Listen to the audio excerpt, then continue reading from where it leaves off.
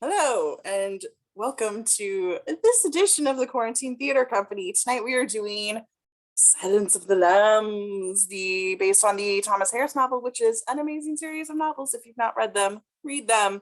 Anyway, joining us tonight doing the heavy lifting with the scene description, we've got Ryan. Yay, fanfare. As the creepy man himself, the doctor, with all of the knowledge in the cannibalism. We've got Logan as Hannibal Lecter. I don't know where that analogy came from. As John Brigham, we've got George Grum. As Ardelia Mapp and Director Burke. Travis doing double duty down there. Don't make a duty joke, Travis. Don't do it. I don't have any. I can't go there. As Jack Crawford, we've got Chelsea.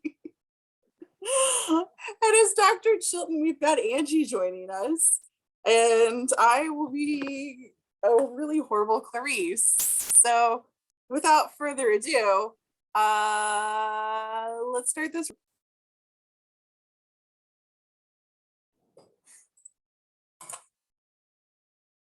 Alrighty. Fade in. Interior, grubby hotel corridor. Day, dimly lit. A woman's face backs into shot, her head resting against grimy wallpaper. She's tense, sweaty, wide-eyed with concentration. This is Clarice Starling, mid-20s, trim, very pretty. She wears Kevlar body armor over a navy windbreaker, khaki pants. Her thick hair is piled under a navy baseball cap. A revolver, clutched in her right hand, hovers by her ear. She raises a speed loader. In her left hand, locks it into her cylinder, twists and reloads. Close on a guest room door with a small wired pack attached to its knob. Suddenly, with a sharp crack, the knob explodes and the door bursts open. With Clarice moving shot as she runs around a corner through a cloud of smoke. She shoulders aside the shattered door and rushes inside, gun at the ready in both hands. Cut to interior, hotel room, day. Clarice's point of view, moving as she first sees, sitting on the edge of a bed, a female hostage, black, late 20s, gagged, hands behind her back. Then, swiveling, she sees a startled male suspect, white, mid-20s, standing by a window with a rifle in his hands. He is turning towards her. Clarice drops into a combat crouch, gun extended, and shouts. Freeze, FBI. Clarice's point of view, in slow motion, all natural sound suspended. As the suspect faces her with a strange, pleading expression, the rifle is rising in his hands, but oddly enough, it is held across his chest, not pointing. Then another puzzling detail registers. The suspect's hands are taped to this gun, away from the trigger. He couldn't use it even if he tried. Suddenly we hear a metallic click, which registers with unnatural amplification. As Clarice reacts, drops to the floor, rolling sideways, and the hostage pulls a revolver out from behind her back, still in slow motion, raising it in her untied hands. She fires repeatedly, flames leaping from the muzzle. The sound is an echoing roar in those close quarters, but Clarice has come up on one knee, beside an armchair, and is already firing back herself. 2 quick shots, which send the hostage pitching over the bed, backwards, to shudder and lie still in a haze of gun smoke. Clarice rushes to her, clamping one knee down on her gun hand, still keeping her covered in case of movement. Hold for a few beats. Then we hear the shrill blast of a whistle from somewhere off screen, as normal action and sound are restored. Okay, people, good exercise. Clarice relaxes, lowering her gun. The lights brighten. Pulling back, we see that we're in some sort of auditorium with the hotel room and its corridor built as a training set. John Brigham walks into this set, thumbing a stopwatch. Mid-40s ex-Marine. His t-shirt's lettering says firearms instructor / FBI Academy. Starling's reaction time was excellent. Let's break. Critique in 5. A class of about 40 young FBI trainees of both sexes begin to rise from their seats, mingling and chatting. Clarice nods amiably to the suspect, then gives her hostage, I'll stop doing that, a hand up. It's Ardelia Mapp, her roommate. Her broad, clever face breaks into a big smile as they both remove earplugs. Clarice's voice is just a soft trace of Southern accent. Damn, Clarice, how'd you make me? Never cock, just squeeze. I love it when you talk dirty. As Brigham joins them, Clarice can't resist a star pupil's little smile of pride. He frowns good-naturedly. What are you laughing at, Junior G-Man? She got out 4 rounds to your 2.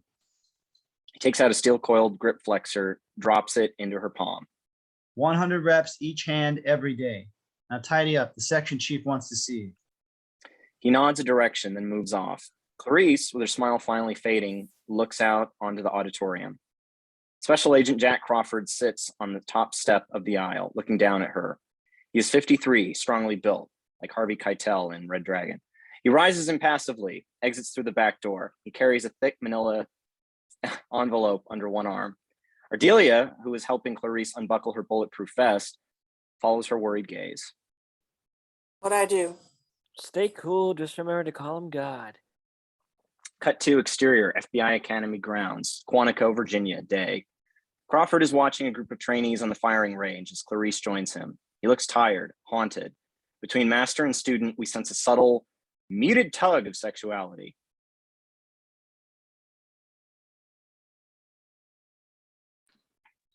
Starling, Clarice, M. Good morning.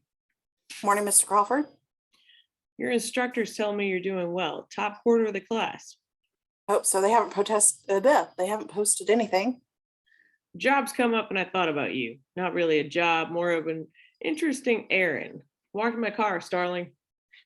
They begin to cross the academy grounds. A group of trainees jog by in matching sweats, followed by a PE coach. I'm trying to interview all the serial killers now in custody for a psychobehavioral profile. Could be a big help in unsolved cases. Most of them have been happy to talk to us. They have a compulsion to boast, these people. You spook easily, Starling? Not yet. You see, the one we want most refuses to cooperate. I want you to go after him again today in the asylum. Who's the subject? Psychiatrist, Dr. Hannibal Lecter. Clarice stops walking, goes very still, a beat. The cannibal. Crawford doesn't respond except to study her face. Yes, well, okay, all right. I'm glad for the chance, sir, but why me? You're qualified and available, and frankly, I can't spare a real agent right now. He walks on again at a faster clip. She hurried to keep up. I don't expect him to talk to you, but I have to be able to say we tried. Lecter was a brilliant psychiatrist, and he knows all the dodges. Dossier on him, copy of our questionnaire, special ID for you. If he won't talk, then I want straight reporting. How's he look? How's his cell look? What's he writing? The director himself will see your report over your own signature if I decide it's good enough. I want that by 8 o'clock Wednesday, at 0800 Wednesday, and keep this to yourself. They reached his car. His driver stamps on a cigarette, climbs in behind the wheel. Burroughs, his assistant, says something into a walkie-talkie, then opens the back door. But Crawford pulls her aside, a hand on her shoulder. His intensity is scary. Now I want your full attention, Starling. Are you listening to me? Yes, sir. Be very careful with Dr. Hannibal Lecter. Dr. Chilton at the asylum will go over the physical procedures used with him. Do not deviate from them for any reason. You tell him nothing personal, Starling. Believe me, you do not want Hannibal Lecter inside your head. Just do your job, but never forget what he is. And what is that, sir? Oh, he's a monster, a pure psychopath. Interior, Chilton's office, Baltimore State Hospital for the Criminally Insane, day. Close in an ID card held in a male hand.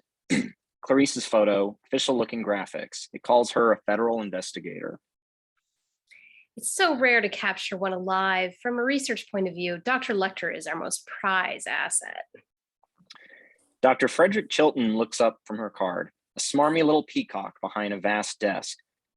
He's conceived an instant, hopeless lech for Clarice. He smiles, stroking her card with his beloved gold pen. You know, we get a lot of detectives here, but I must say I can't ever remember one so attractive. New angle reveals Clarice, now wearing a more feminine skirt suit.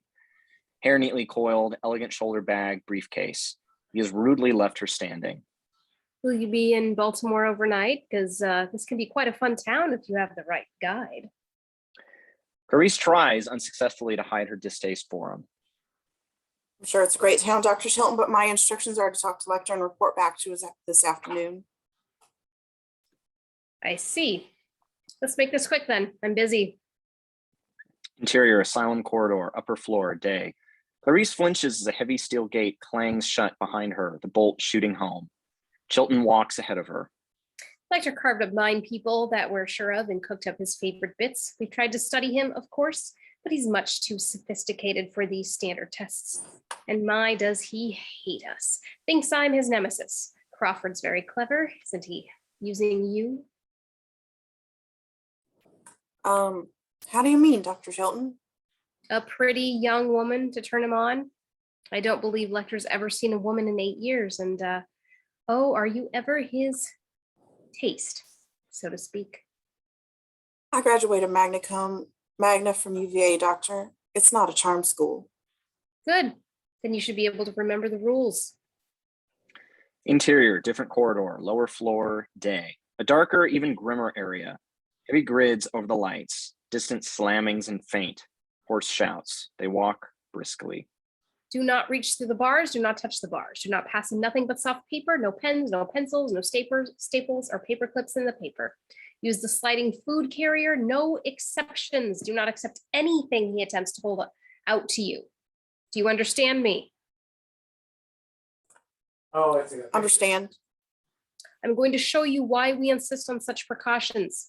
On the afternoon of July 8th, 1981, he complained of chest pains and was taken to the dispensary.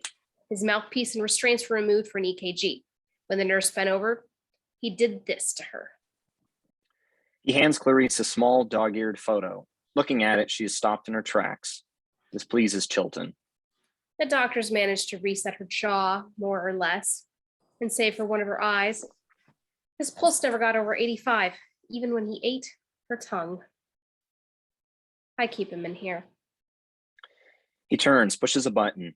A steel door buzzes slowly open, and Barney, a big, impassive orderly, awaits them in an anteroom. On its walls, restraints, mouthpieces, mace, tranquilizer guns.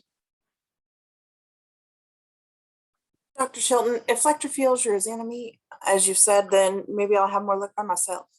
What do you think?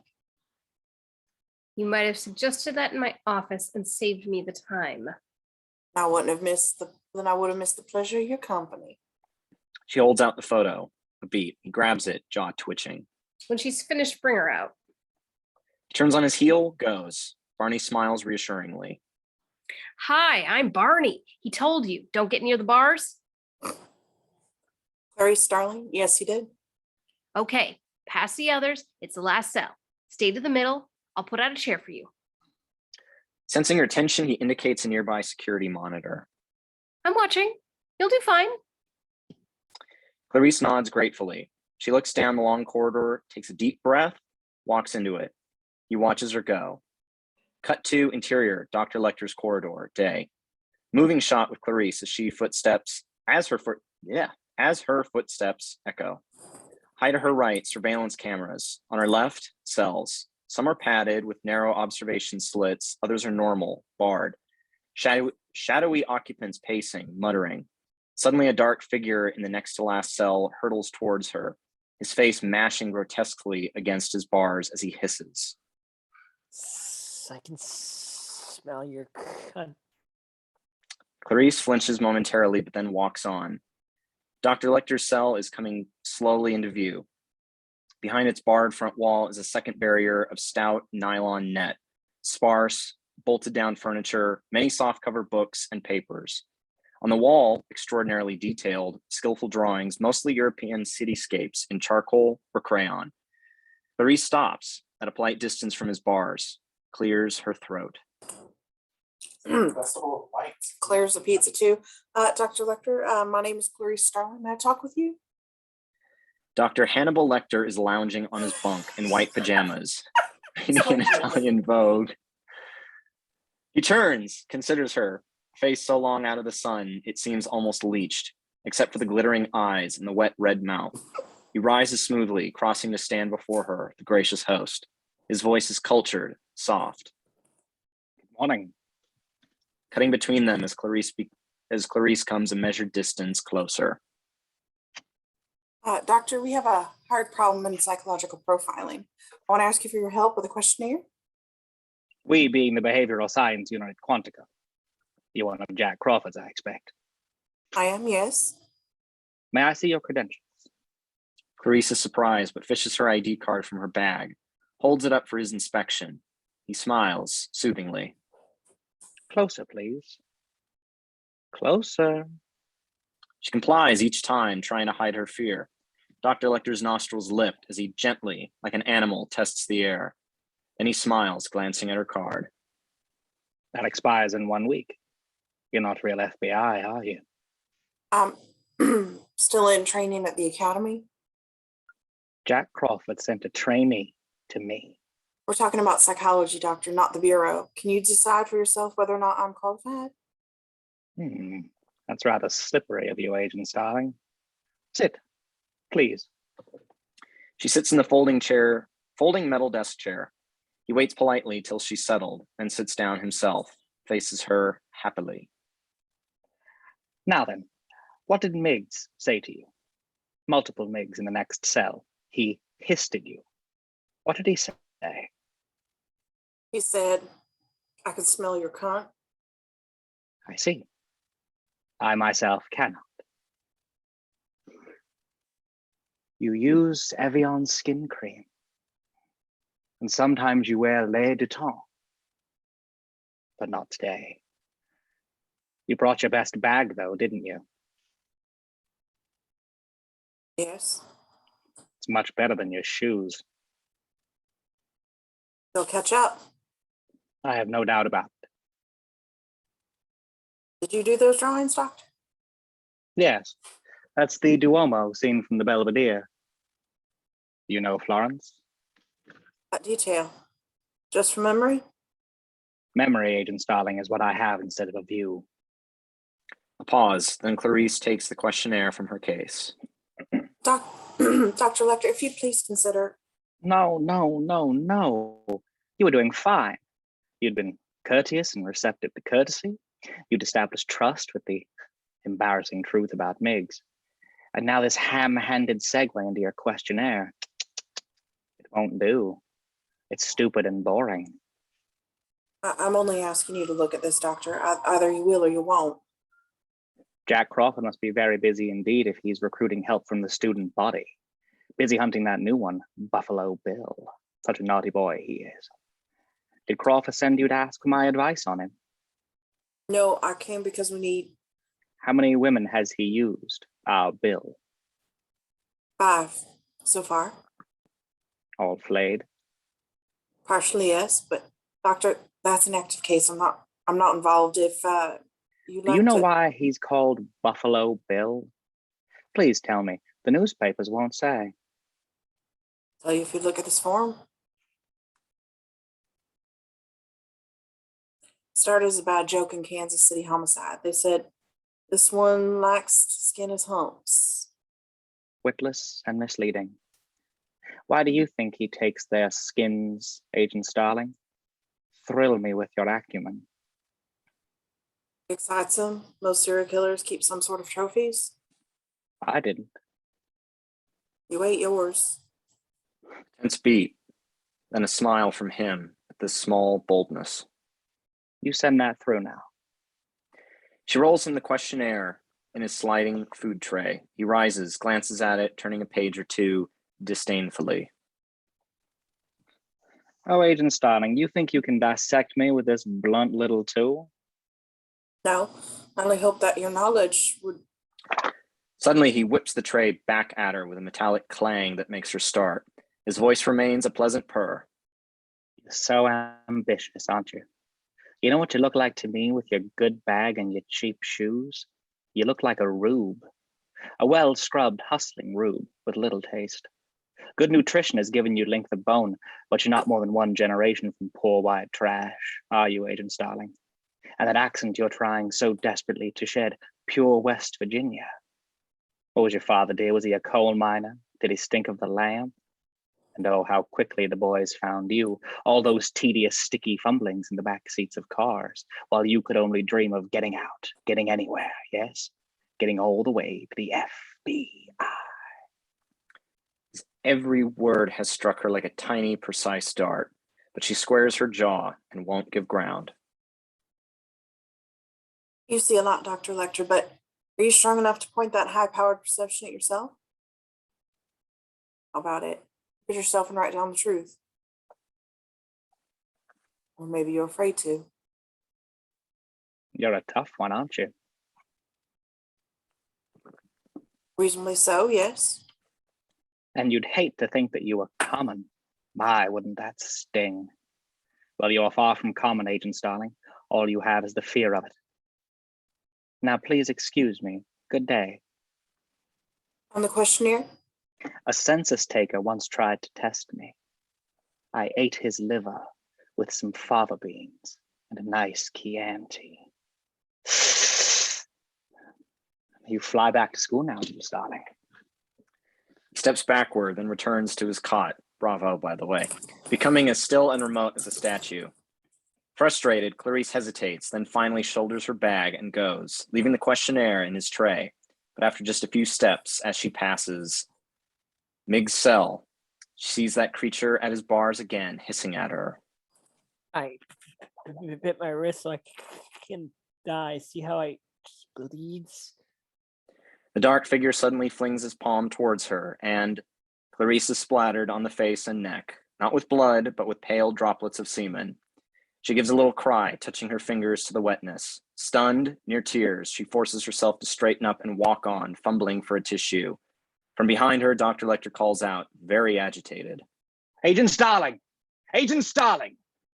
Clarice slows, stops, she shudders, but makes the very difficult decision to turn, walk back, stand again in front of Dr. Lecter, who's shivering with rage. For an instant, his face opens and we catch a glimpse into hell itself.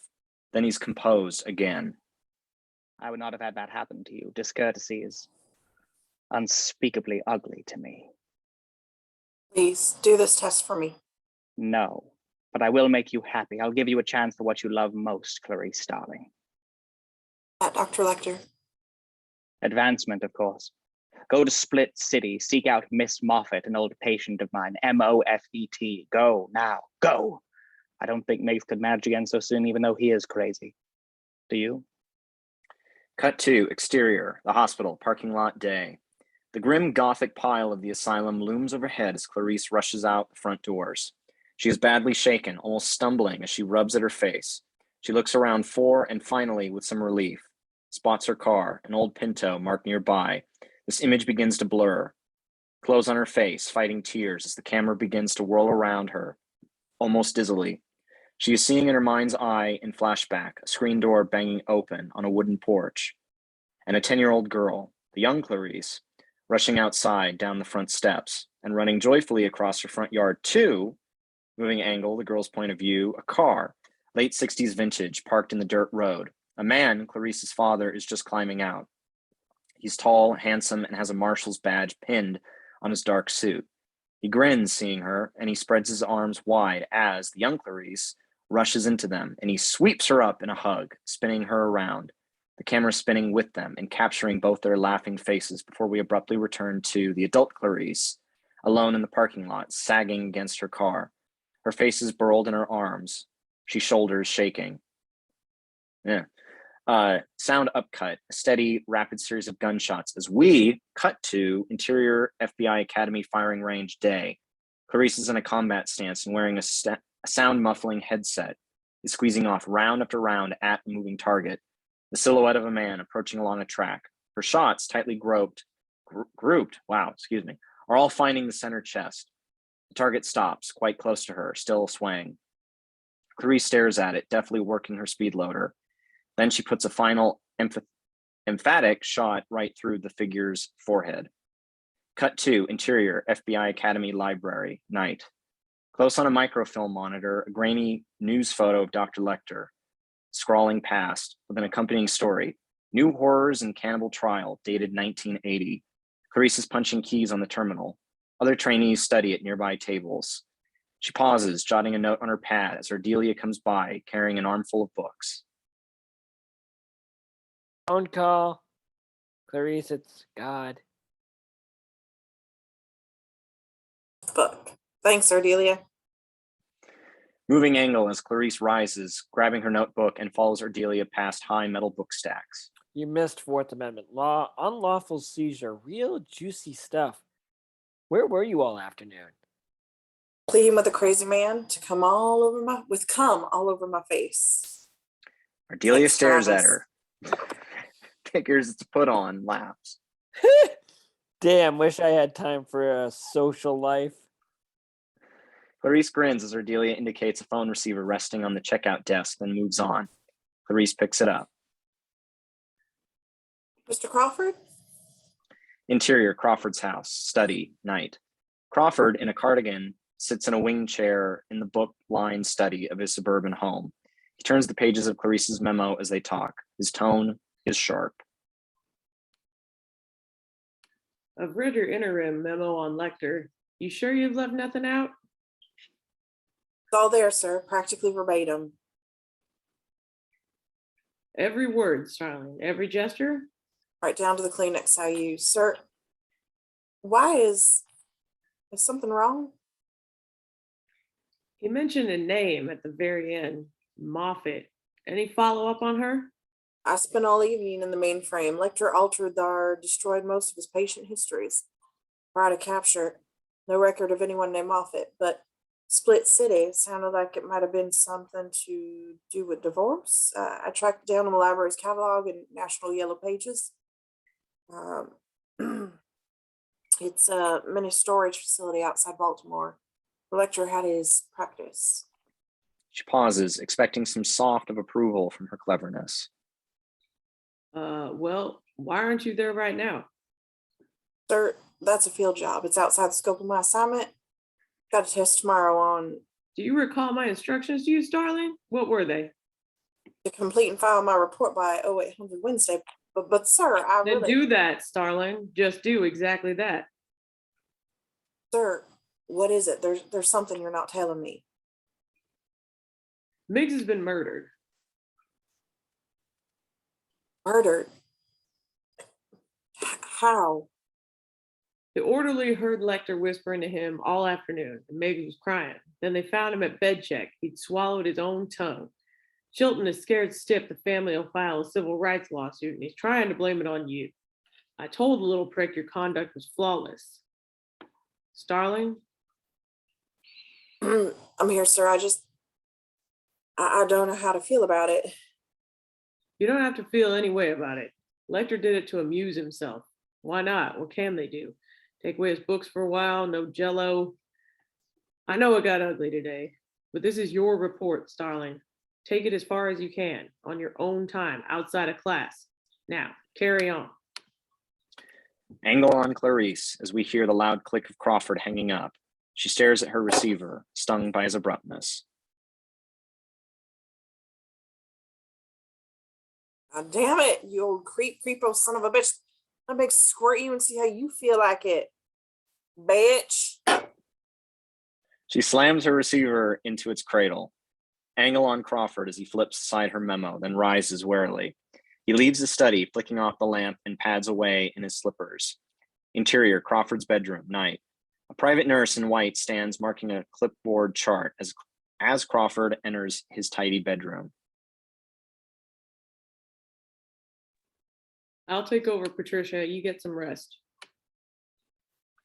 The nurse nods, hands him the chart, and goes. He glances at it, then sets it aside. He crosses to Bella Crawford, who lies in an elevated hospital bed. Nearby are an oxygen tank and mask, floral arrangements. Her breathing is shallow, very labored. Crawford looks down at his comatose wife for a long moment, tenderly brushes a strand of her hair back into place, then bends over to kiss her forehead. Sound upcut. Thunder and rain dissolved to exterior, Split City mini storage. Dusk, raining. An orange neon sign streaked with rain identifies out location. It looms over a hurricane fence topped with barbed wire. Inside, row on row of garage-sized cinder block sheds.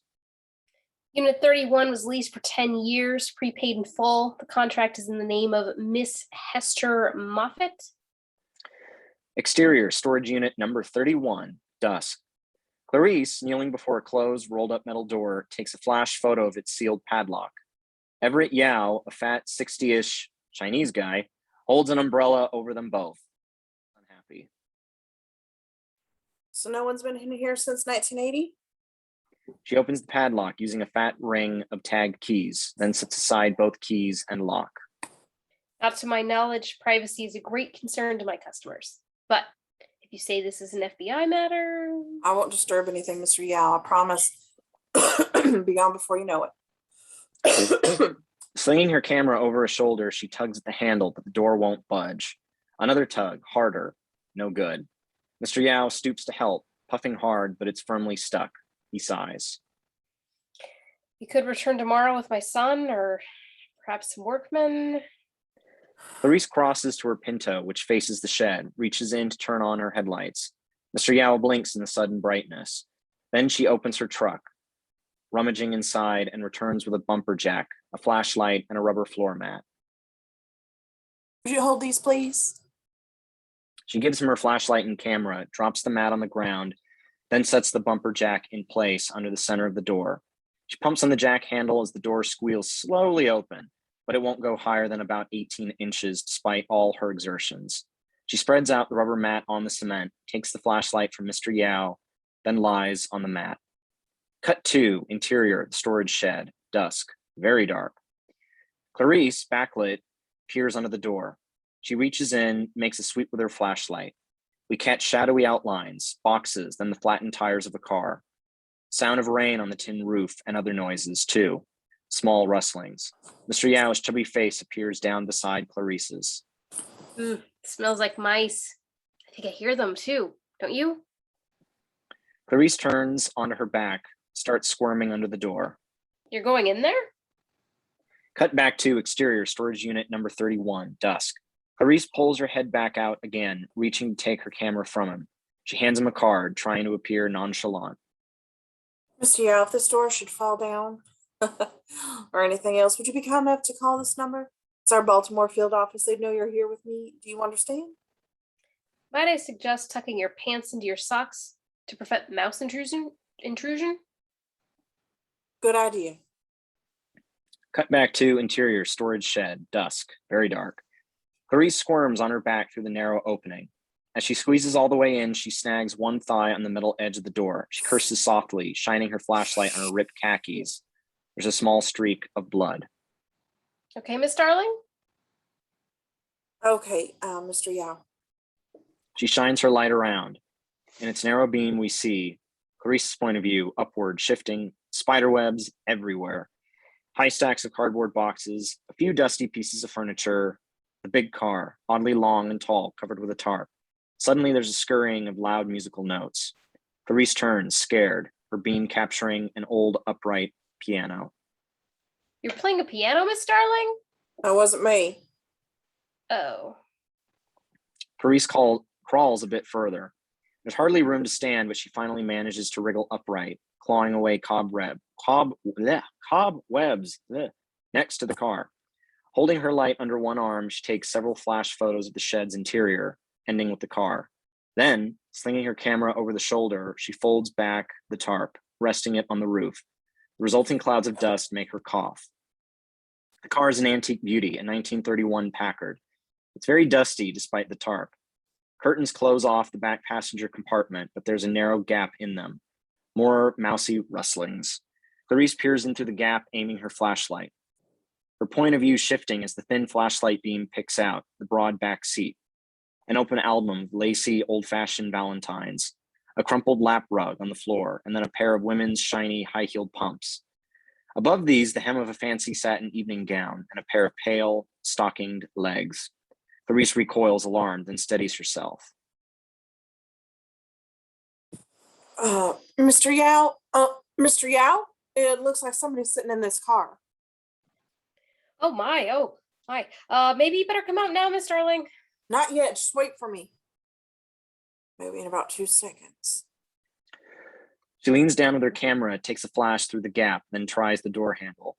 Locked. So is the front door. She looks around, aiming her light, and locates a tangle of coat hangers sticking out of the carton of bric-a-brac.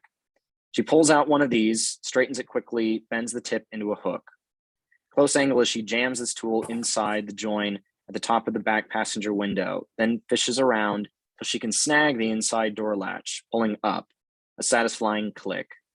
Clarice opens the door. It hits stacked boxes and won't open far, then very cautiously leans inside, aiming her flashlight. Her point of view, moving light beam, revealing more of the evening gown, a pair of hands in white, elbow-length gloves. One rests on the lap, the other atop a large, beaded drawstring evening bag, thick strands of costume pearls over the breasts, and finally the white neck stub of a female mannequin, no face or head. Clarice sighs with relief. She takes a couple more flashes, then very carefully lifts out the Valentine album, holding it by the corners and setting it atop the car. Then she eases herself inside into the back seat as the springs squeak loudly. One gloved hand slides off the lap, brushing Clarice's thigh. Clarice starts a bit, then pokes the gloved arm hard.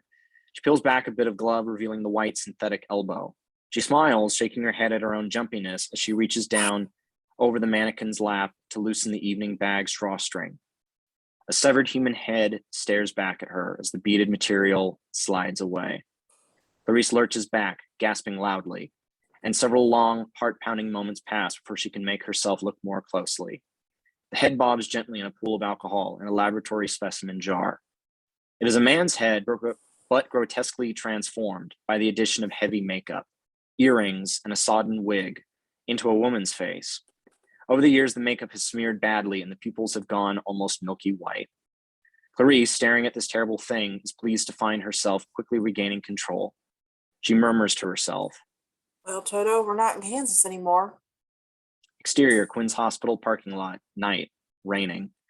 A loud clap of thunder as a flash of lightning illuminates the eerie towers and barred windows of the asylum. Moving angle on Clarice as she climbs from her car, runs through heavy rain towards the main entrance where a guard admits her. Cut to interior, Dr. Lecter's cell and corridor. Night, dim light. On a noiseless TV screen, an evangelist rants, waving his arms. Behind him, a swaying choir in gaudy robes.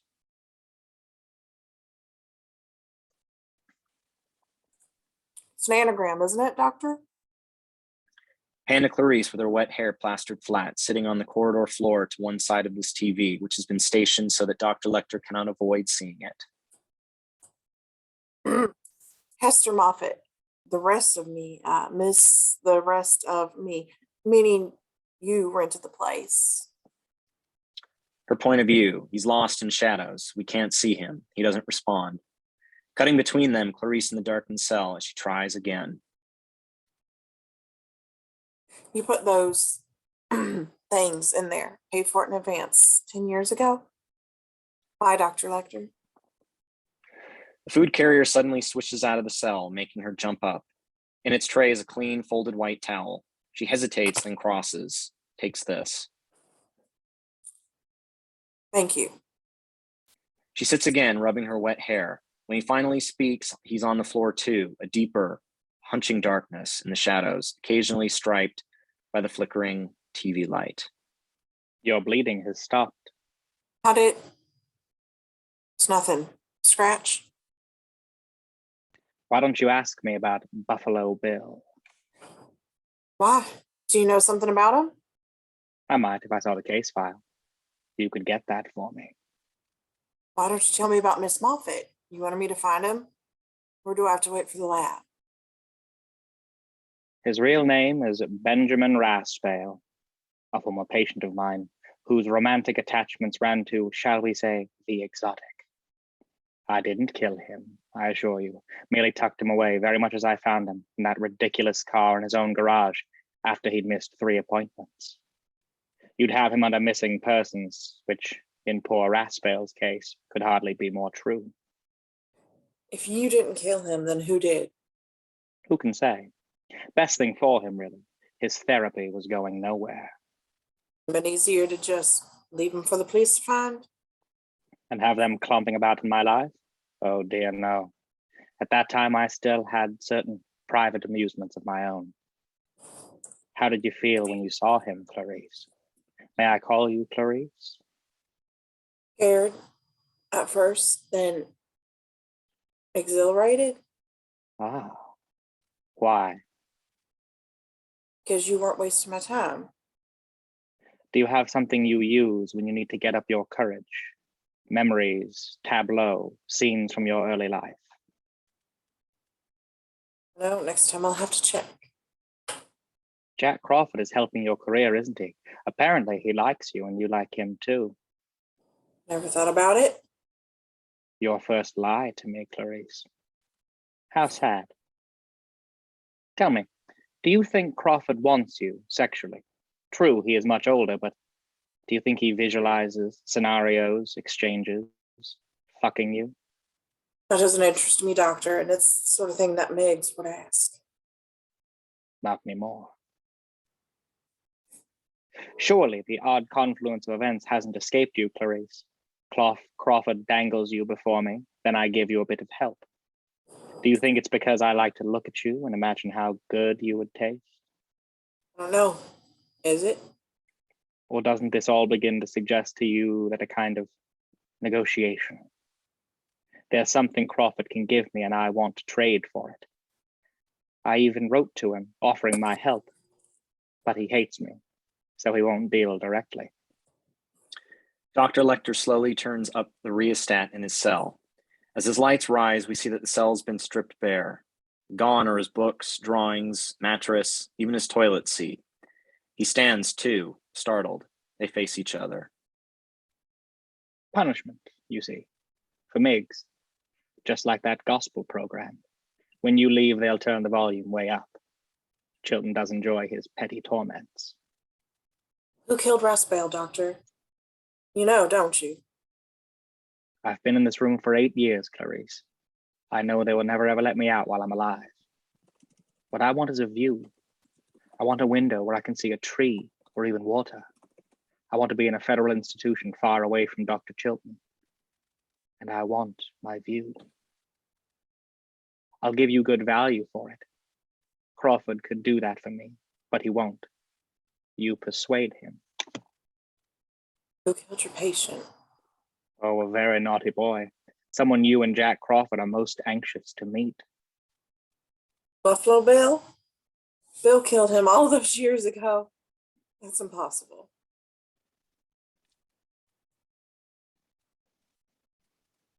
Who is he stalking right now, Clarice? I wonder, don't you? How many more young women will have to die before you trade with me?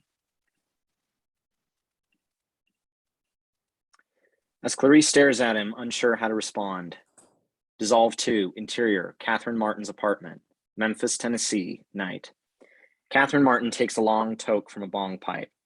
She is 21, a tall, big-boned, rather fleshy girl with long brown flair. Fair? Hair. Should be hair. Her head is on the lap of her boyfriend, Cody. They're sprawled on a couch in the den of her well-furnished apartment. The TV is on with low sound. This stuff's giving me the munchies. Where's that bag of popcorn? Shit, left the groceries in the car. He starts to rise, but she pushes him back. Okay, I'll go. She rises, goes out the front door. Cut to exterior parking lot, the apartment complex, night. Catherine straightens with her bag of groceries, shutting her car's back door. She sees, a short distance away, a man standing at the open rear door of a brown panel truck. His right forearm is in a cast and sling. He is struggling unsuccessfully to hoist an armchair into the truck. Parked nearby, other cars, RVs, a boat on a trailer.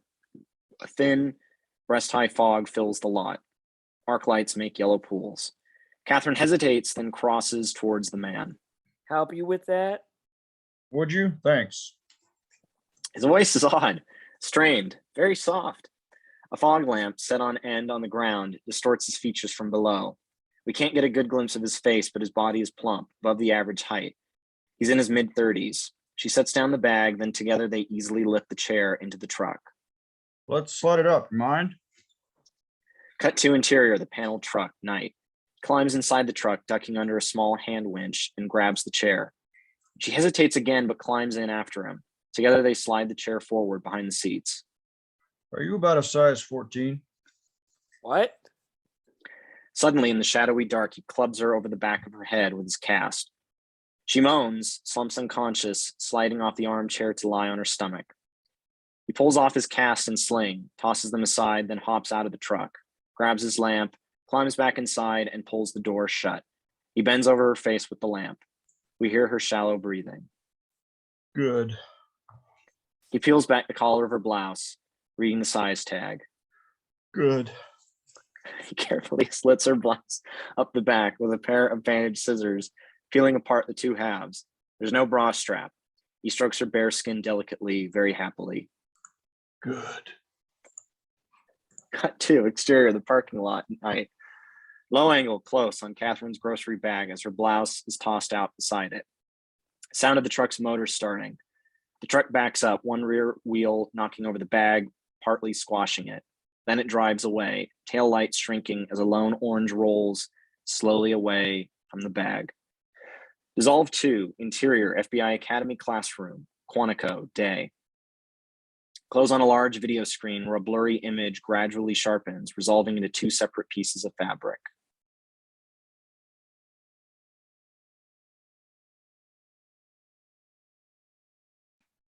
Electron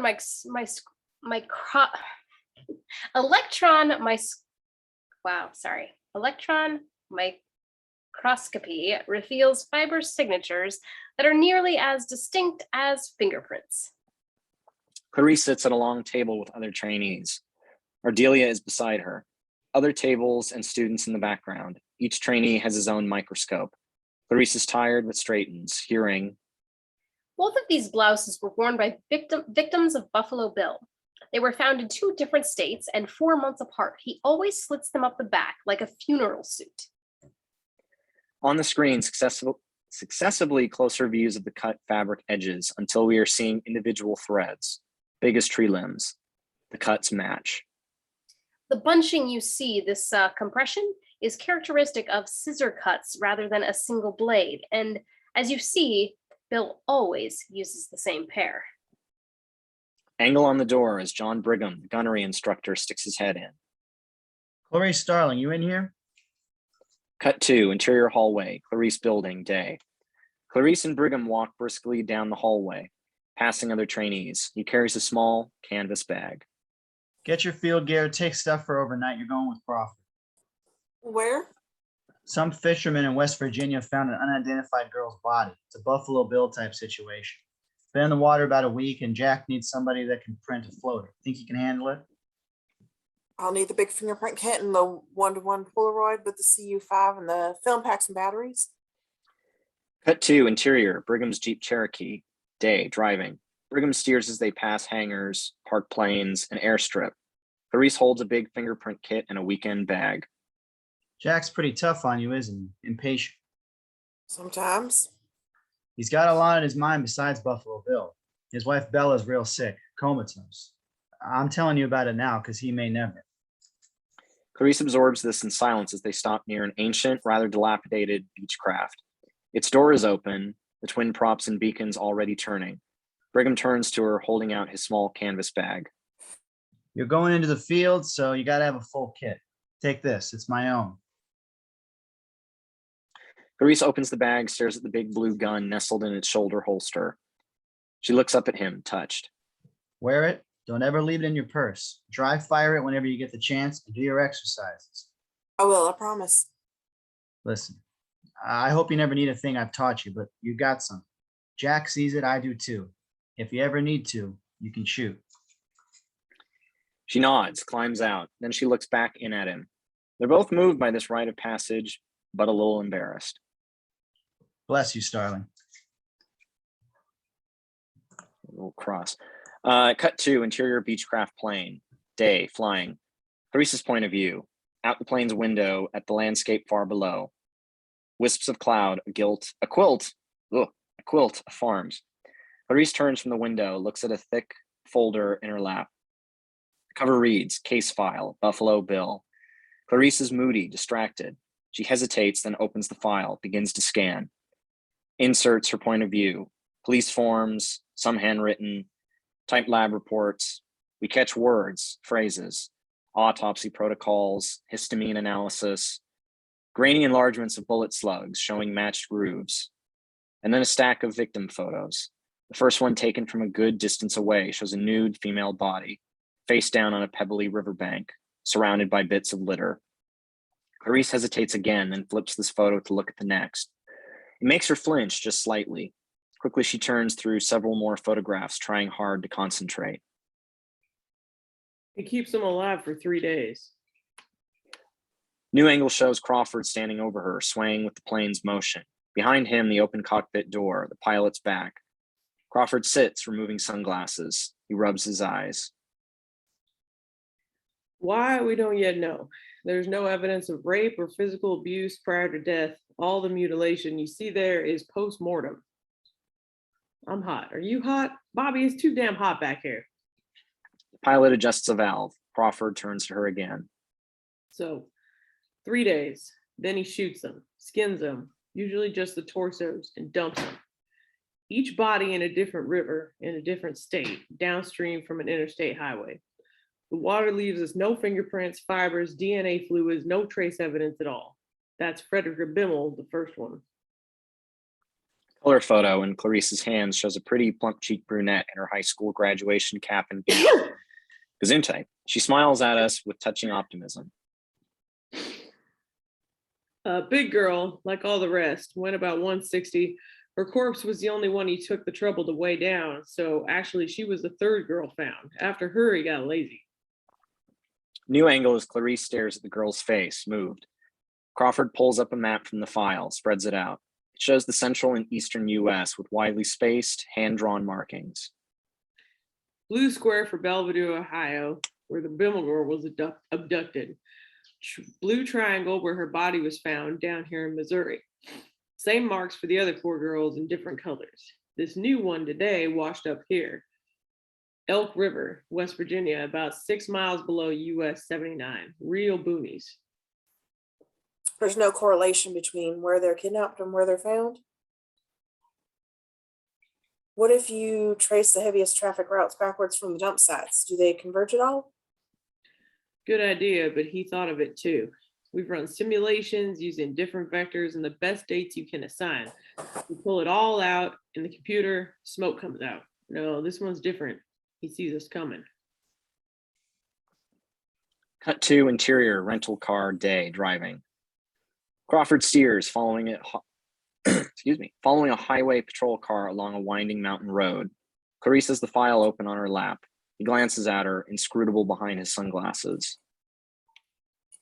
Talk about him, Starling. Tell me what you see. He's a white male. Serial killers tend to hunt within their own ethnic group. He's not a drifter. He's got his own house somewhere, not an apartment. Why? What he does with them takes privacy, time, tools. He's in his 30s or 40s. He's got real physical strength, but combined with an older man's self-control, he's cautious, precise, never impulsive. This won't end suicide, like they often do. Why not? Well, he's got a real taste for it now, and he's getting better at his work. Maybe you got a real knack for this. I guess we're about to find out.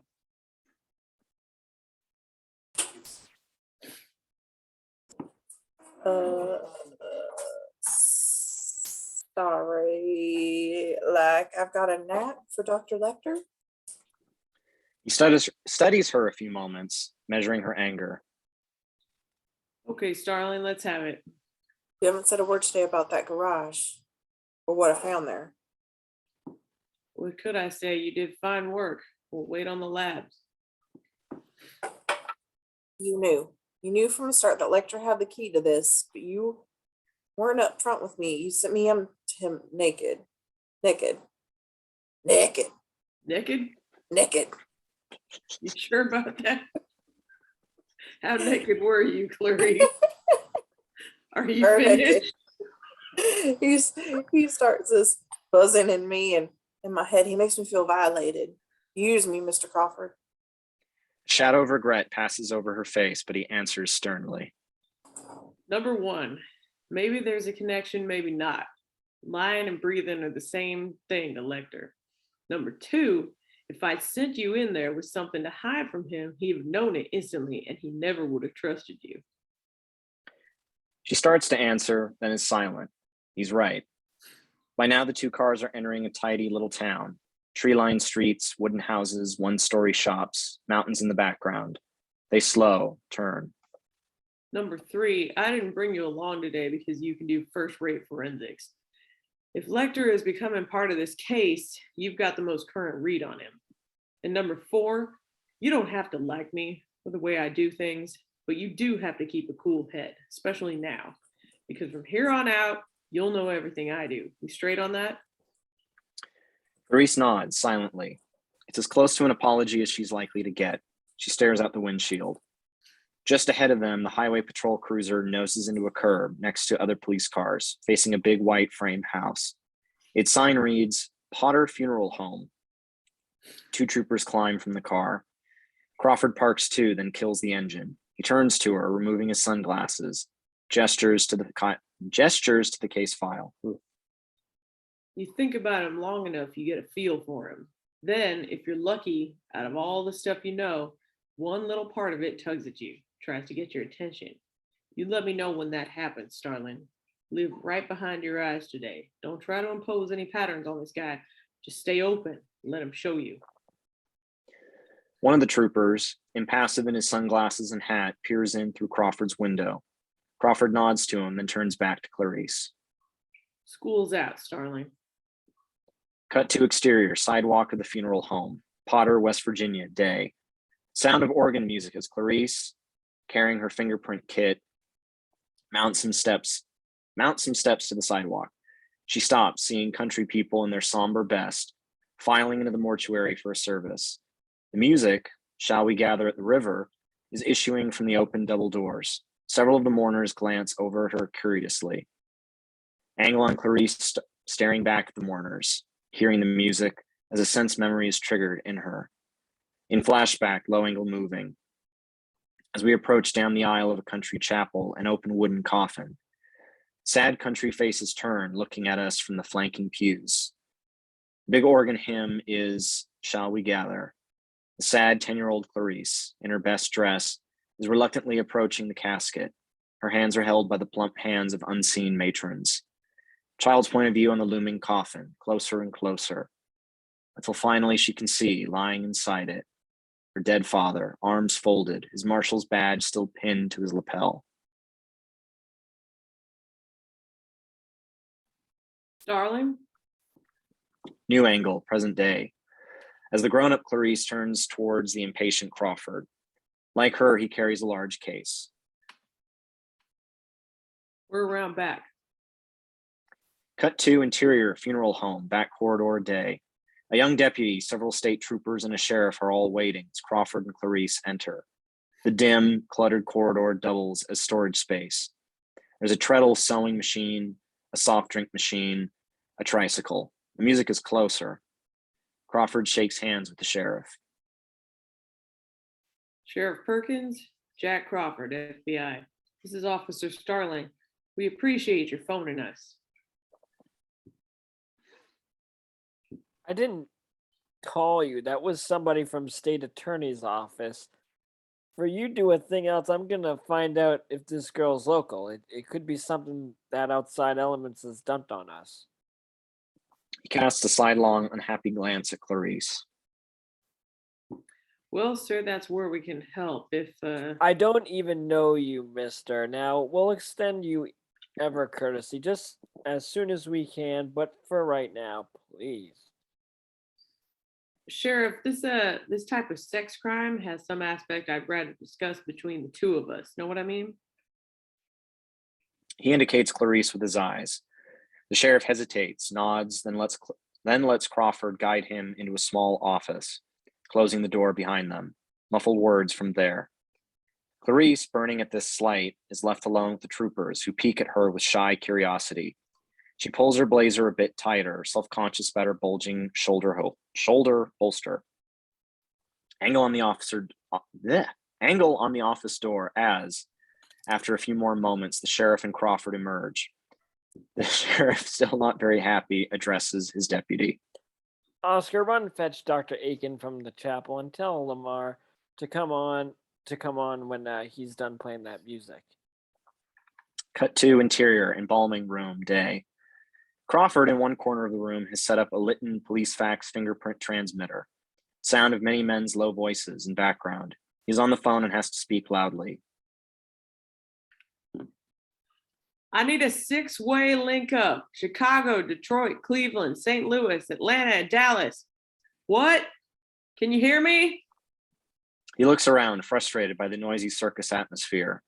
Clarice is pulling on a pair of surgical gloves. She raises her voice, turning up her natural accent by several notches. Gentlemen, you officers and gentlemen, listen here a minute, please. There's things I need to do for her. Wider angle as we see the small room is very crowded with deputies and troopers. They gradually fall silent, looking at her. Y'all brought her this far, and I know you folks would thank you if they could. Now, please, go on out and let me take care of her. Go on now. The men look out at one another a little bashfully, then begin to file out, whispering among themselves. As they go, a bright green body bag, say that 5 times fast, is revealed, tightly zipped, lying on a porcelain embalming table. It is almost the only modern objective in the Victorian room. Damn it, Travis. With its glass pane cabinets and faded wallpaper, decorated with cabbage roses. Favoring Crawford as he looks at Clarice with a new degree of respect. Men brush by him, till finally only 2 are left. Dr. Aiken, a family GP, and Lamar, a lean, whiskey-reddened mortician. Sound of the door closing. Lamar dabs around his nostrils with Vicks VapoRub. We're starting. Tell everybody to stand by for fingerprint transmission. Clarice at a side counter has turned back to her open fingerprint kit.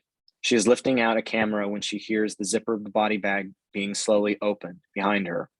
One gloved hand flies to her mouth as she reacts involuntarily to the sudden smell. She blinks at her reflection in the cabinet glass, then steels herself to turn, look at the corpse. Bill. She steadies herself by raising her camera, takes a flash photo. Low angle looking up from beneath table as Dr. Aiken gently lifts aside one of the dead girl's arms.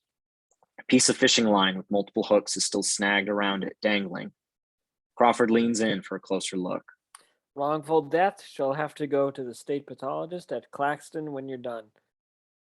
I better get back for the rest of that service. Lamar will help you. Oh, Lord Almighty. He leaves and Clarice leans into shot, taking another photo. What do you see, Starling? She's not local. Her ears are pierced 3 times each, and she's wearing green glitter nail polish. Looks like town to me. Close angle on the calf of one of the girl's legs as Clarice trails the inside of her bare wrist along the skin. She waxed her legs, I think. Big girl, just like the others, but she was careful about her appearance. Upward angle again as Lamar joins them for a closer look. The fingernails are broken off, and there's dirt or grit under the others. She tried to claw her way through something. I'll scrape out samples after I printed her. She takes another flash, then quickly reloads film. Them fish hooks are set too close together. No wonder the Franklin boys were scared to say they found her. Think they were running from a trout line? Crawford and Lamar both look at her curiously. It's a fish and game violation, like poaching. There was a big fine. Right. Are you from around here? They do it lots of places. Get photos of her teeth, then we'll wax her fingerprints to Washington and try and trace her through missing persons. Side angle, close on the dead girl's face. Staring blue eyes, short reddish hair. Clarice sets the Polaroid with its special attachments against the face, while Lamar gently retracts the lips. Each time the camera flashes, there's a bright glow inside the cheeks.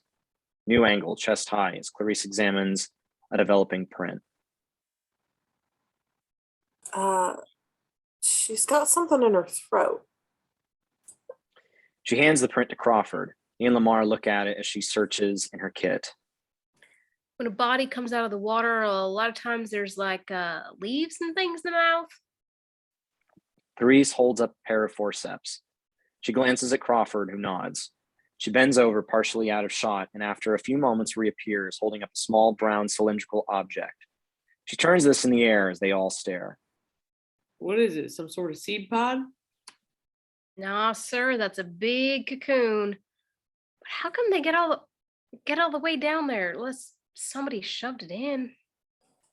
Clarice and Crawford exchange a glance. She'll be easier to print if we turn her over. Lamar, you give me a hand? Yes, sir, I will. Clarice? No. Clarice takes a jar from her kit, carefully drops the cocoon inside. Sound of the men's heavy efforts as they turn over the body off screen. She seals the jar, staring into it at the cocoon.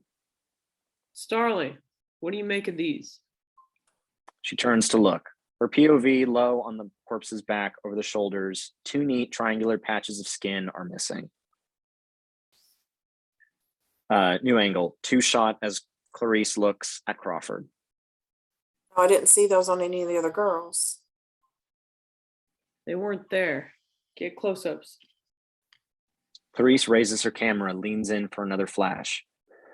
Cut to exterior, back steps of the funeral home, day. Clarice sits outside with her head on her knees, drained. She looks up wanly at Lamar, offers her a can of Coke. Thanks. I'm not thirsty. No, hold under your chin there and on your temples. Cold will make you feel better. Does me. She smiles, touched, and takes the can. Then Lamar sees Crawford coming outside. He tactfully departs. Crawford sits beside her. There's a brief silence. She soothes herself with the can. When I told that sheriff we shouldn't talk in front of a woman, that really burned you, didn't it? That was just smoke, Starling. I had to get rid of him. You did well in there. It matters, Mr. Crawford. Other cops know who you are. They look at you and see how to act. It matters. Point taken. She looks at him a moment and then offers the can. He opens it. When we get back, I want you to run that bug by the Smithsonian, see if they can identify it. Maybe it's got some limited range, or maybe it only breeds at certain times of year. You found it, Starling. You deserve the credit. I'm wondering if he's done that before. Placed a cocoon or an insect. It'd be easy to miss in an autopsy, especially with a floater. Can we check back on that? Other girls are in the ground. Exhumations are upsetting for the families, but I'll do it if I have to, but Then have the lab check Raspale's head. Dr. Lecter's patient. Have them probe his soft palate tissues. They'll find another cocoon. you seem pretty sure of that. Raspale was killed by the same man who's killing all these girls. Lecter knows him. Maybe even treated him. You think so too, don't you? Or you'd never have sent me to that asylum. He looks at her for a moment, then sips again. Before we caught him, Lecter had a big psychiatric practice in Baltimore, but he traveled all over the country, teaching, consulting. Christ, even testifying in murder trials. Who knows how many potential psychos he turned loose just for the fun of it. Dissolve to interior. Mr. Gum's cellar. Day. Dim light. A shadowy male figure looks down at us, leaning over the deep edge of a leaning over the edge of a deep hole. He holds a little white poodle in his arms, stroking it. This is Mr. Gum, aka Buffalo Bill. Rub the cream on your skin. Rub it in good. Catherine Martin looks up at him. She is standing on the cement bottom of the pit, or oubliette, about 15 feet below floor level. The pit is bare except for a futon and a plastic toilet bucket, from which a thin string rises up to the basement. She's soaking wet in an orange jumpsuit and holds a squeeze bottle of skin lotion. She struggles to sound calm. My family will pay cash whatever ransom you're asking for. They Reverse angle up towards Mr. Gum. Rub it in, or you'll get the hose again. Little dog squirms in his arms, barking excitedly. Yes, it will, Precious, won't it? It will get the hose. Ankle at pit bottom as Catherine kneels, turning slightly away from him. Oh God. Oh God. She unzips her jumpsuit partway, then squeezes some of the lotion into a palm. She reaches inside her suit, rubs it on.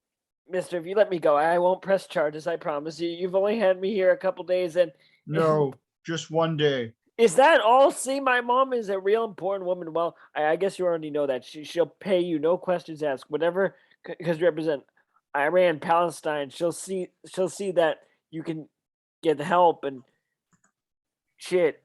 A sudden blinding glare of light silences her. She looks up, shielding her eyes. Her point of view, a flood lamp is descending, attached to a small basket. Put the bottle in the basket. No funny business, or you'll be sorry. New angle, Catherine, as the basket stops, and she steadies it. But as she slips the bottle in, she sees something, just as the fringe of the light. She hesitates, looks closer, then begins to scream, hysterically, again and again. Her outflung hand hits the lamp, and in its swaying glare, we see, high on the concrete walls all around her, bloody finger tracks, dried now, brownish, left with many pairs of frenzied hands. Cut to interior, Clarice's dorm room, FBI Academy dawn. Clarice is at her desk, exercising her right hand with the grip flexor, while simultaneously studying a thick law book. Ardelia sticks her head in the door, excited. You better come see this. Cut to interior, recreation room, FBI Academy dawn. Close on a TV filled with a photo of Catherine Martin. Was listed at first simply as being a missing person, but is now believed to have been kidnapped by the serial killer known only as Buffalo Bill. The photo disappears, replaced by the TV anchor himself. Memphis police sources indicate that the missing girl's blouse has been identified, sliced up the back, in what has become a kind of grim calling card. Young Catherine Martin, as we've said, is the only daughter of U.S. Senator Ruth Martin. Clarice looks at Ardelia, surprised. Other trainees are drifting into the rec room, some whispering among themselves. Clarice stares back at the TV intently. The Republican junior senator from Tennessee, and while her kidnapping is not at this point considered to be politically motivated, nevertheless, it has stirred the government to its highest levels, the president himself being said to be, and I quote, intensely concerned. Moments ago, Senator Martin made this dramatic personal plea. Senator Martin, TV footage, fills the screen in a halo of lens flare as she speaks to a jostling crowd of reporters on the front steps of her Georgetown home. A tall woman, late 40s, with a strong, taut face. I'm speaking now to the person who is holding my daughter. Her name is Catherine. You have the power to let Catherine go unharmed. She's very gentle and kind. Talk to her and you'll see. Her name is Catherine. Clarice is moved by what she sees. Other trainees are all around her. Boy, is that smart. Why does she keep repeating the name? Somebody's coaching her. They're trying to make him see Catherine as a person, not just an object. You have a chance to show the whole world that you can be merciful as well as strong. Please, I beg you, release my Catherine. New footage as we see, night telephoto, a taped off section of Catherine's parking lot. Technicians with instruments are kneeling by the crushed grocery bag.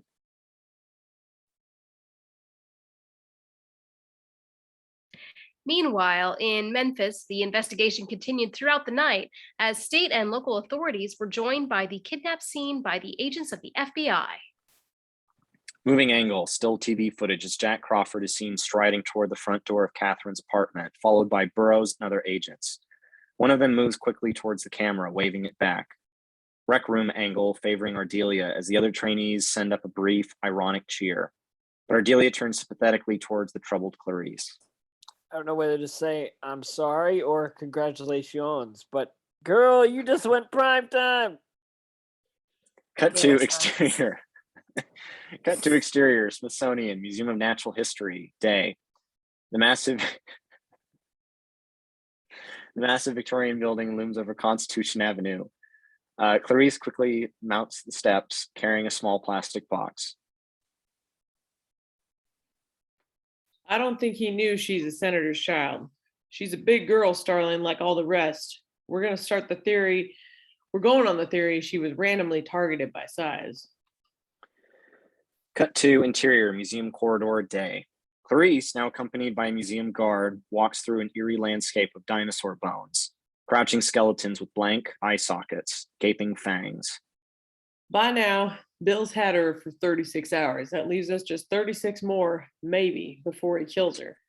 But maybe, just maybe, Starling, we caught a real break this time, thanks to you. We found another bug in Raspale's head. Cut to interior museum office day. Close on a live enormous rhinoceros beetle as it weaves its clumsy way among the men on a chessboard before finally stepping off the edge onto a lettuce leaf. Time, Plinch, my move. No fair, you lured him with produce. Wider angle shows two entomologists, both 30-ish, hunched over the board. Roden is a pudgy redhead. Pilcher is lean, quite handsome. Tough noogies, it's still my turn. Noogies. If the beetle moves one of your men, does that count? They look up, delighted to see Clarice in the doorway. Both men are hopelessly smitten by her. Hopelessly. Of course. I'm hopelessly, of course it counts. How do you play? Hey, how do you play? Question mark. Officer Starling, welcome back. It's Agent. Agent Starling, welcome back. Cut to interior entomology corridor day. Moving angles, Clarice and the two men go briskly down a hall lined with mounted insects in all shapes and sizes. Roden appears at Clarice's new cocoon in its box. Where the hell did this one come from? It's practically mush. Really don't want to know. Your West Virginia specimen gave us quite a bit of trouble, but I finally managed to narrow his species through a chitaxty or something study shit that I didn't learn about studying the skin. I'm the one who found perforating Pryskopskis. Yeah, again. I'm sorry. I'm perforating what? Probaskis? I didn't learn about this shit. Proboscis, perhaps? There we go. See, I didn't learn about. Are you wearing a gun? Are you wearing a gun right now that you can shoot my mouth with? Oh, cool. Can I see it? Can I? Just ignore him. He's not a PhD. No shit. I forgot Ian Malcolm was in this movie. Cut to interior laboratory day. Very close, magnification on the sliced cocoon as Roden uses tweezers and a dental probe to ease out the sodden chrysalis. The whole trick is to remove the chrysalis without destroying it. The wings are just like wet tissue paper. The two men are hunched over a formica table, peering through square magnifiers into stainless trays. Clarice watches curiously. Other two specimens, Pilcher's moth is in much better condition. A big brown creature, its wings outspread on toilet paper. What do you do when you're not detecting, Officer Starling? It's Agent, and I try to be a Agent student, Starling. Dr. Pilcher. Don't interrupt me again. I didn't catch that. I'm sorry. What'd you say? I said I try to be a student, Dr. Pilcher. Ever get out for cheeseburgers and beer? Them using house wine? Not lately, but maybe someday, and definitely not with you. Wow. Another one bites the dust.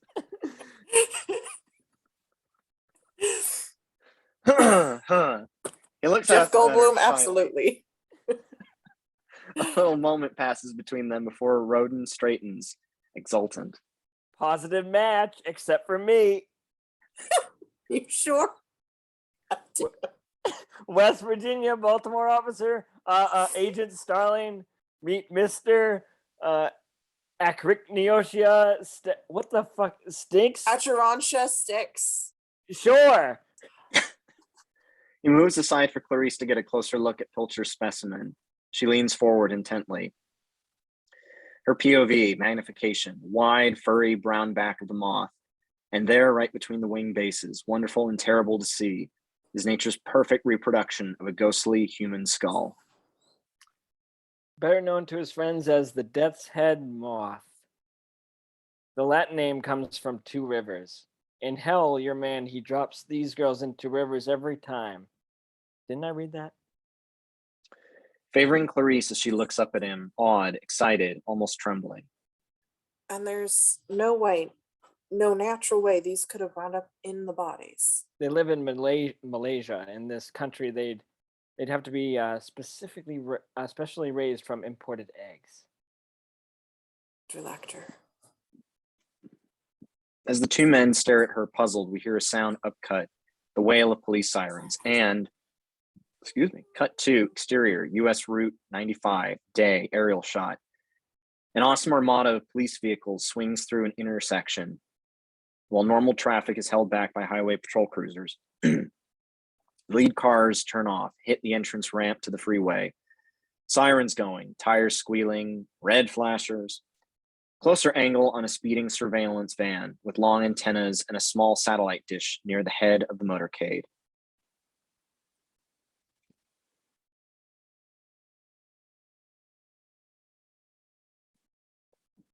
Jack Crawford. Maybe we can trace how he buys the bugs, starting with US Customs. Cut to interior, the surveillance van, day, driving. The van is crammed with an impressive array of high-tech equipment, all clicking and humming. Burroughs is talking quietly on a scrambler phone while another agent works the computer.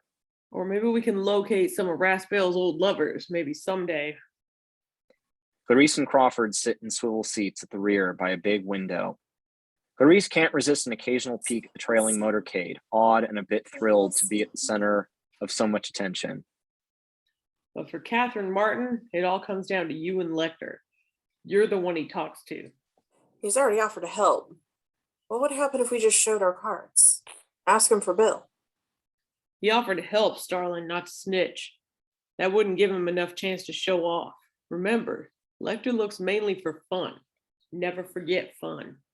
What if he knew we have so little time? If we act too anxious, he'll make us wait.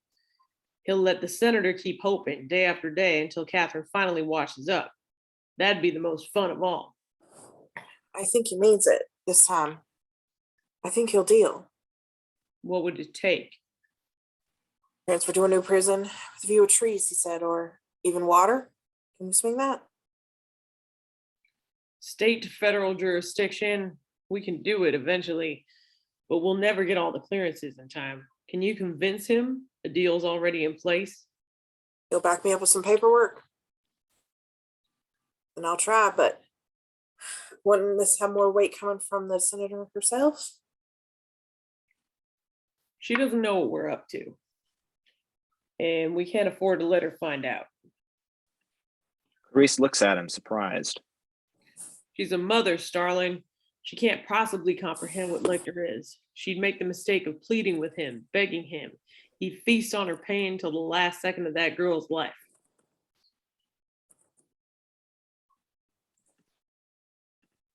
Cut to interior, Baltimore State Hospital for the criminally insane, day. Chilton approaches, walking briskly down a corridor in the administration wing. He looks quite agitated. We can't trust Frederick Chilton either. He's greedy and ambitious. If he knew about Lecter's link to Bill, he'd go straight to the papers. Chilton falls into step beside Clarice, who has her briefcase. He points his gold pen at her accusingly. What you're doing, Miss Starling, is coming into my hospital to conduct an interview and refusing to share the information with me for the 3rd time.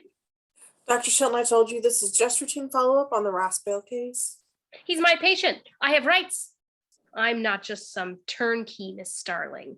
I shouldn't even be here this afternoon. I had a ticket to Holiday on Ice. She stares at him with pity and distaste. What are you, a Travis? I'm acting on instructions, Dr. Chilton. This is the U.S. Attorney's number. Now, please, either discuss this with him or let me do my job. She walks away, leaving him speechless with frustration and hostility. He clicks his pen, watching her go. Cut to interior, Dr. Lecter's cell and corridor, day. Dr. Lecter sits at his table, languidly sketching with charcoal on butcher paper. He uses his own hand and forearm as a model. His other drawings, books, and bedding have been restored. Wouldn't you say, Clarice, that for a United States Senator, you're an odd choice of messenger? Clarice, sitting again at the desk chair, is taking papers from her briefcase. That was your choice, Dr. Lecter. You chose to speak to me. Would you prefer someone else now, or perhaps you don't think you can help us? That's both impotent and untrue. Tell me, how did you feel when you viewed our Billy's latest effort? Or should I say his next to latest? By the book, he's a sadist. Life's too slippery for books, Clarice. Typhoid and swans came from the same god. Tell me, Miss West Virginia, was she a large girl? Big through the hips? Roomy? They all were. And what else? He had an insect deliberately inserted into her throat. It hasn't been made public yet. We don't know what this means. Was it a butterfly? A moth. How did you predict that? I'm waiting for your offer, Clarice. Enchant me. Clarice looks down at her papers, taking a moment to collect her thoughts. She looks up at him again, evenly. If you help us find Buffalo Bill in time to save Catherine Martin, Senator promises you will transfer to the VA hospital in Oneida Park, New York, with a view of the woods nearby. Maximum security still applies, but you'd have reasonable access to books. He is silent. She rises, moves closer, carrying papers. Best of all, though, 1 week a year, you get to leave the hospital and go here. Plum Island. Every afternoon of that week, you can walk on the beach or swim in the ocean for up to 1 hour. Under SWAT team surveillance, of course. His face remains neutral. He puts the papers in his food tray. Copy of the Buffalo Bill file case. Copy of Senator Martin's case terms. Her offer is final and non-negotiable. Catherine dies. You get nothing. A measured beat before he rises smoothly, crosses and looks down at the papers without touching them. Plum Island Animal Disease Research Center. Sounds charming. It's part of the island. It's a very nice beach. Terns nest there. Turns. If I help you, Clarice, it will be turns with us too. Quid pro quo. I tell you things, you tell me things. Not about this case, though. About yourself. Quid pro quo. Yes or no? Yes or no, Clarice? Little Catherine is waiting.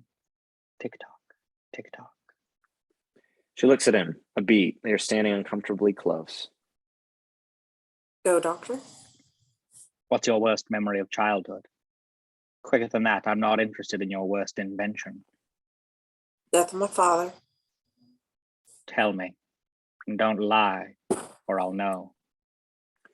Clarice cannot bear the feverish excitement in his eyes. She looks past him, hesitating again.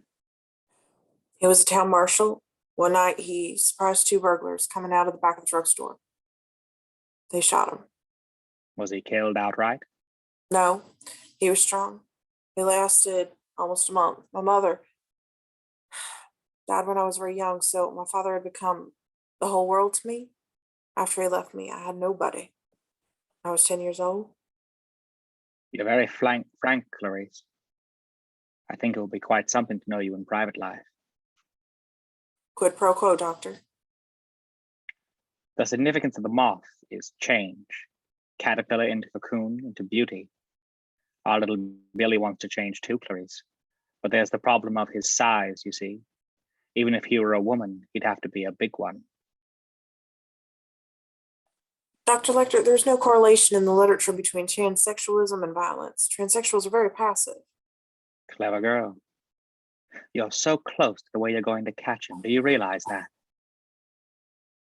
No. Tell me why?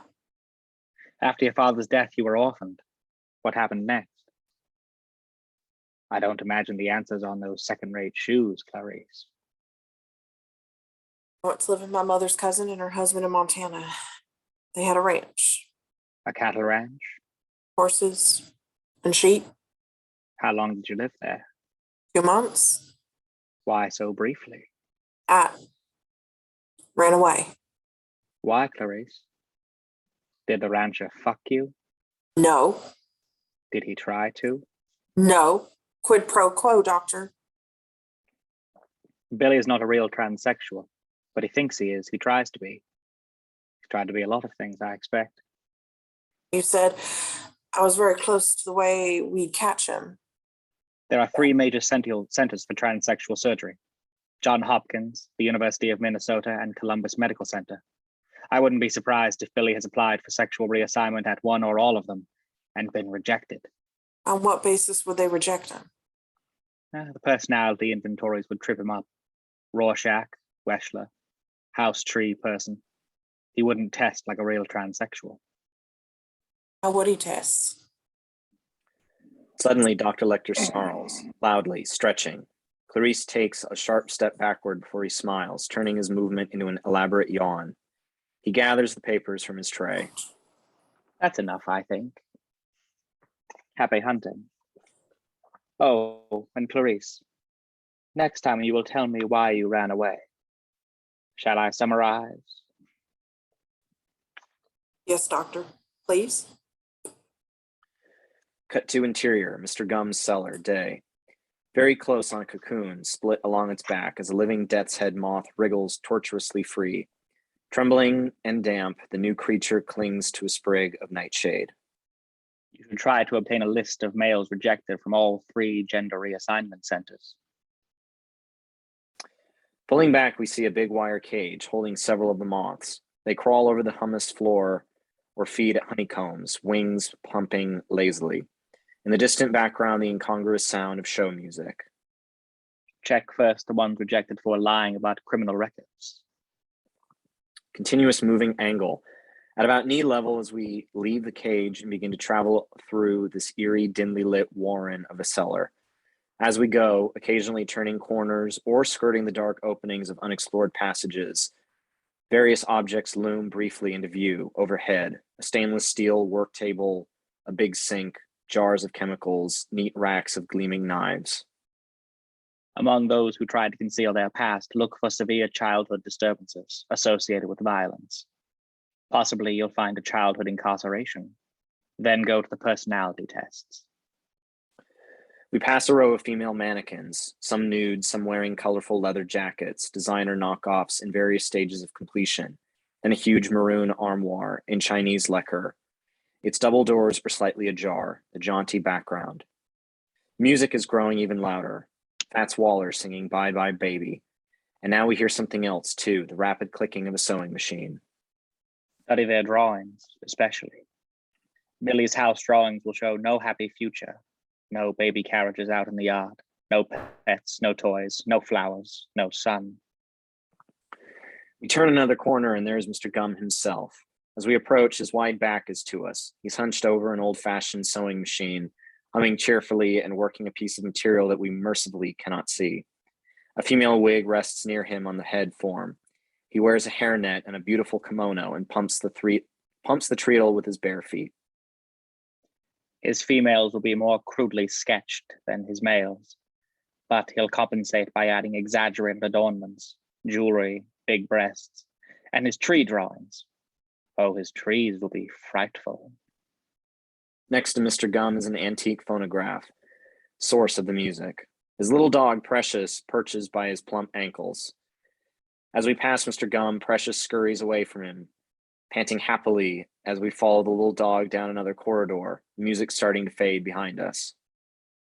Billy hates his own identity. He always has, and he thinks that makes him a transsexual. But his pathology is 1,000 times more savage. He wants to be reborn, Clarice. He will be reborn. At the end of this final corridor, the cellar widens into a low-ceilinged chamber with 2 additional doorways, and in the center of this is the gaping circle of the oubliette. Precious snips her way over to the edge, excited, tail wagging, then barks happily as we hear a hoarse, ghostly moan from below.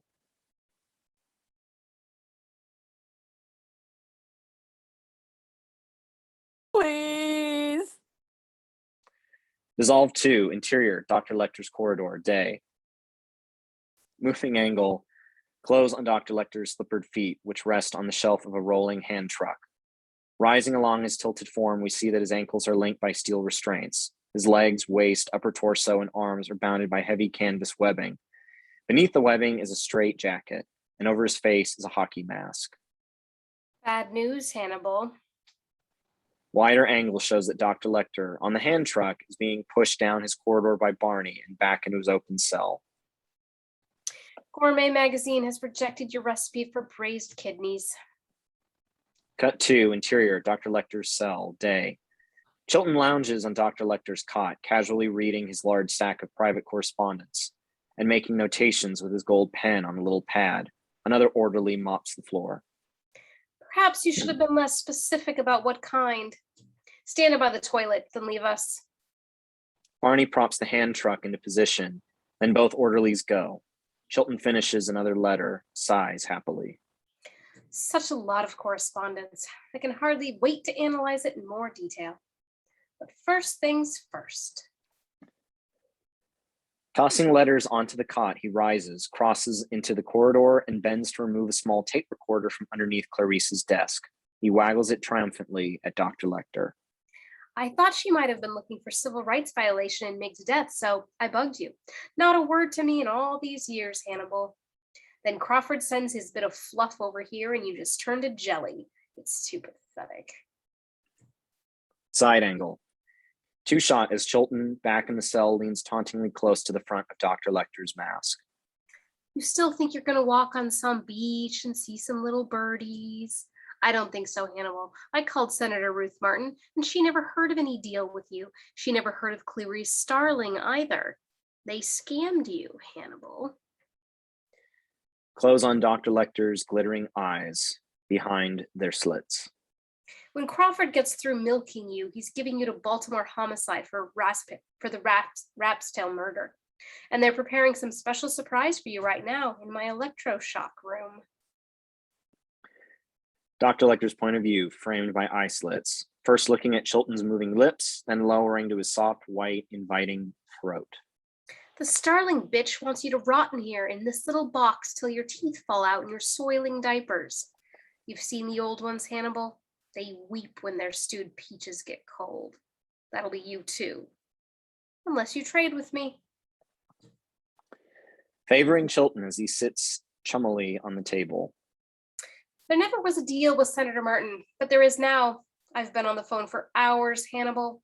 On your behalf, here's what you get. If you identify Buffalo Bill, the girl is found in time, Senator Martin will have you transferred to Bushry Mountain State Prison in Tennessee. Close again on Dr. Lecter's eyes as they shift restlessly away from Chilton, then suddenly lock onto something else. They widen with interest. The governor has already agreed. You get books, a view of the woods, and plenty of exercise time. Dr. Lecter's point of view, extreme close-up. On the cot, carelessly left there, lying half hidden under the letters and the rumpled sheet, is Chilton's gold pen. And best of all, you get to be out of Jack Crawford's reach forever. The senator will verify these terms on the phone and guarantee them in writing. Back on Dr. Lecter as he stares a moment longer at the pen, then shifts his eyes towards Chilton.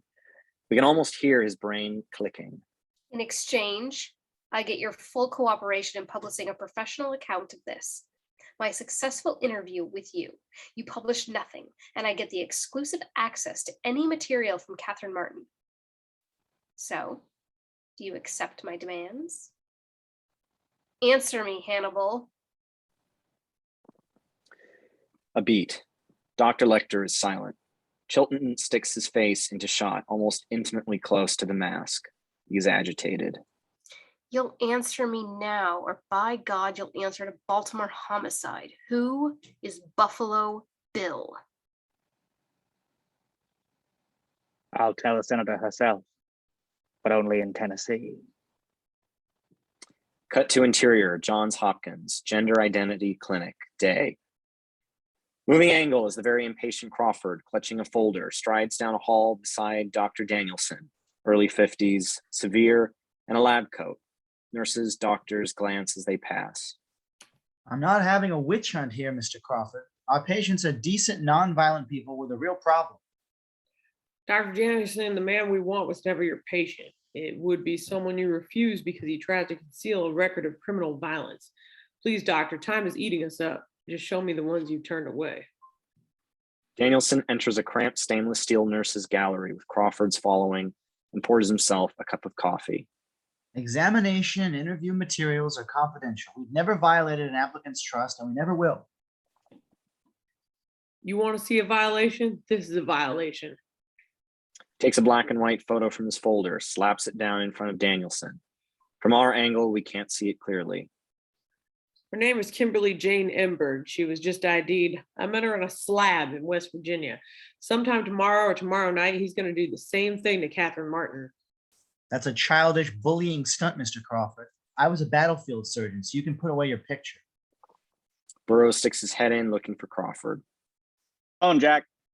Director Burke. In a minute. Burroughs hurriedly retreats. Crawford strains for patience. Look, search your own records if you prefer. You can do it a lot faster than us anyway. If we find Buffalo Boo through your information, I'll suppress it. Nobody has to know this hospital cooperated. I doubt very much that the FBI or any other government agency can keep a secret, Mr. Crawford. Truth will come out, and then what? Will you give Johns Hopkins a new identity? Put a big pair of sunglasses on this building and a funny nose? That's clever, Mr. Danielson. Dr. Danielson, very humorous. You like the truth? Try this. He kidnaps young women and kills them and rips their skin off. We don't want him to do that anymore. So if you don't help me just as fast as you can, the Justice Department is going to ask publicly for a court order. We'll ask twice a day, just in time for the morning and evening news. And each one of our press conferences will focus on Dr. Danielson over at Johns Hopkins and how we're still hoping for his cooperation. And every time there's any news on the case, when Catherine Martin floats and the next one floats and the next one, we'll just issue another press release about good old Dr. Danielson over at Johns Hopkins, complete with all his humorous fucking remarks. It may be that I could confer with my colleagues on this and get back to you. Would you, doctor? That would be so kind. Cut 2, interior, the surveillance van, day. Crawford is on the scrambler phone. Burroughs watches silently. Transferred? Cut to interior, FBI building, office of the director, day. Hayden Burke, the FBI director, swivels in his big chair. Lean, late 40s, very distinguished. His desk is flanked by flags. Already airborne from Memphis, Senator Martin's meeting him at the airport. Jack, did you make some sort of promise to Lecter in the senator's name?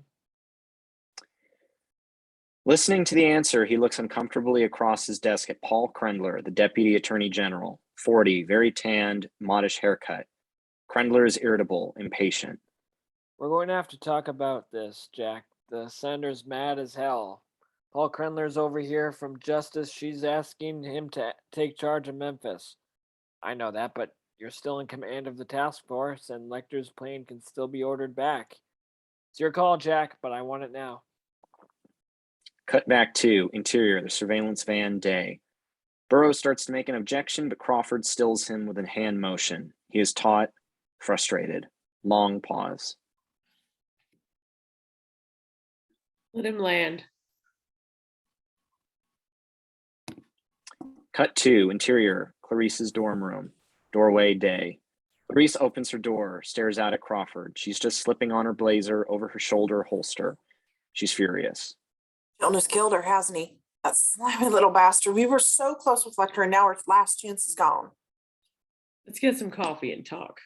Let's see what happens. Cut 2, exterior, FBI Academy grounds. Can't get that scene out of my head now. Quantico, day.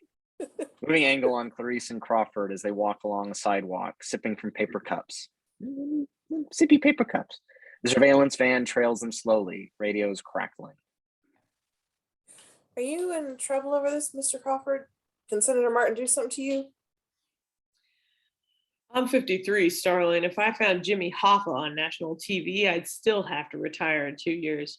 It's not a consideration, but you are. You've done enough.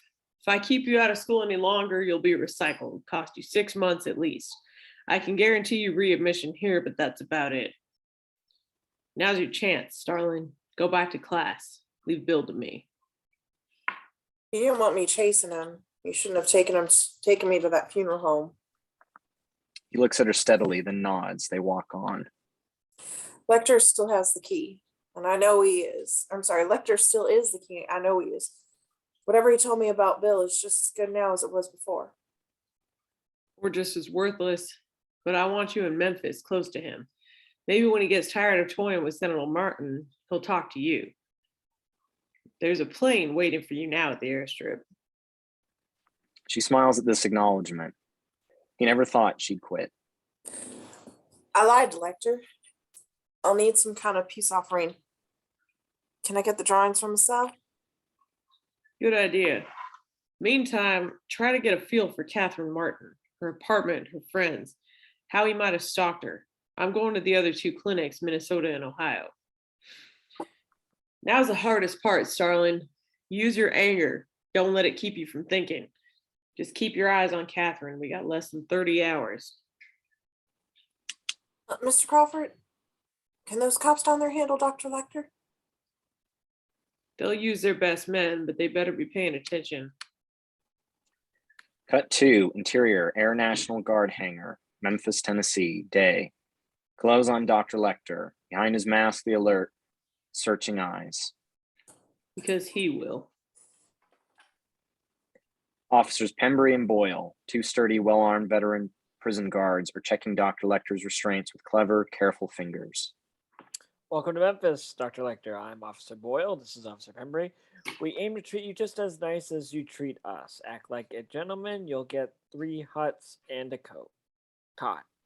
But we ain't pussyfooting with you, buddy rough. You get cute, try to bite somebody, would tie your asshole in a knot, you savvy. Yes, Officer Pembry. I certainly do. The officers turn away. Boyle signing a clipboarded form.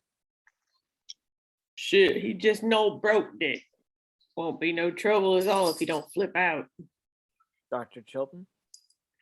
New angle, wider as we see that we're in a vast, dusty hangar, parked to one side, an EMS ambulance and 4 highway patrol cruisers. A dozen troopers stand quietly chatting and smoking over there.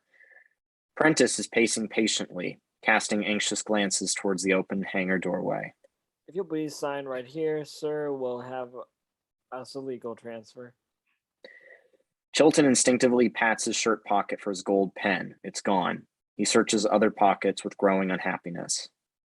Use mine. Here they come. 2 black stretch limousines glide smoothly into the hangar. Stop. Secret Service agents pour out of the lead car from a cordon.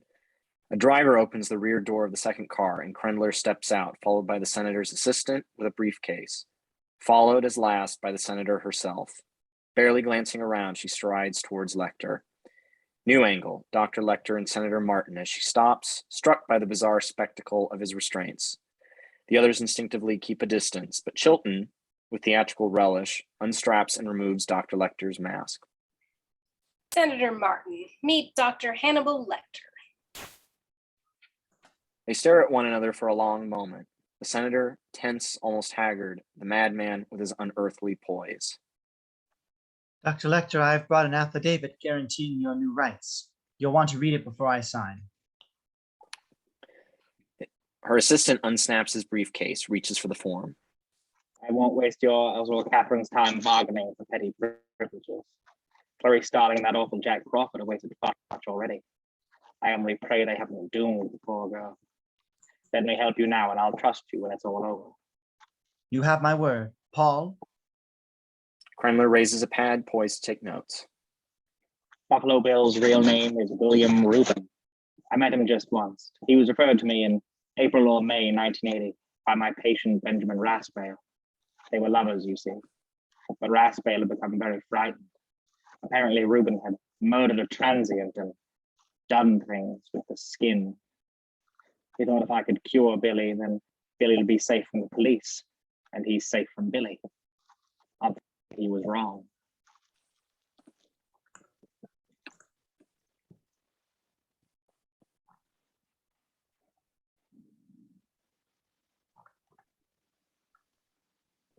We need his address, a physical Did you know Catherine?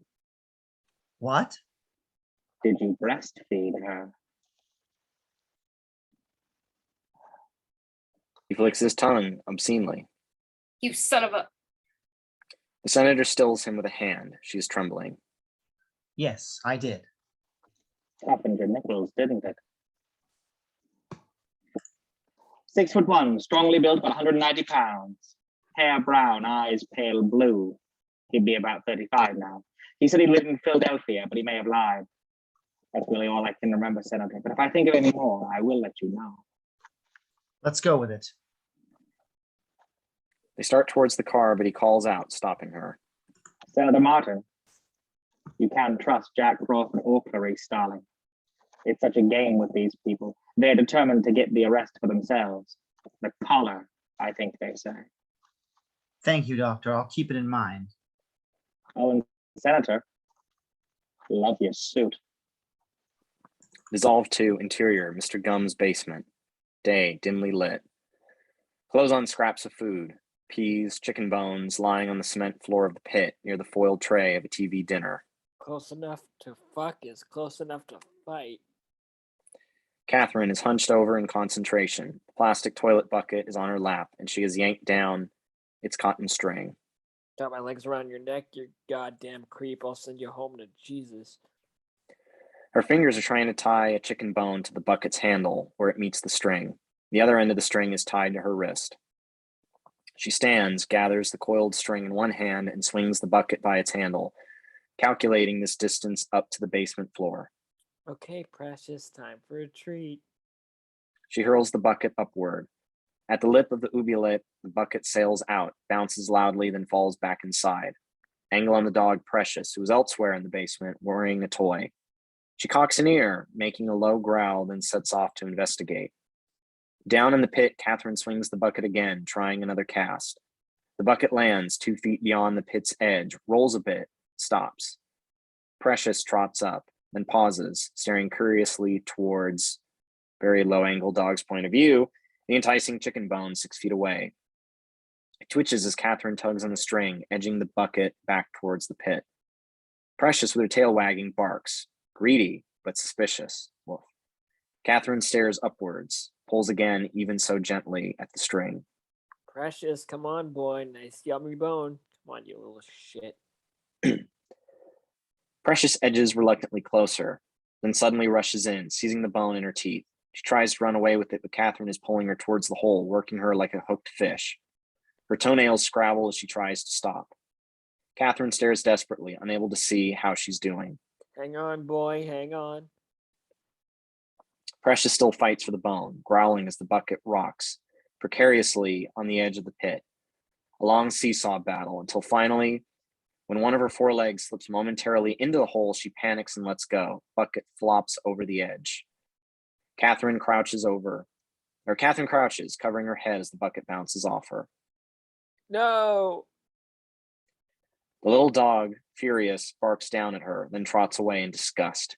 Disgust, I say. Close on Catherine as she sinks to the cold cement. She slaps aside the foiled tray and scraps of food, sobbing in utter despair. Dissolved to interior, Catherine Martin's apartment, living room, day. Close on a framed photo of Senator Martin and Catherine held in Clarice's cotton-gloved hands, powdered fingerprints on the glass.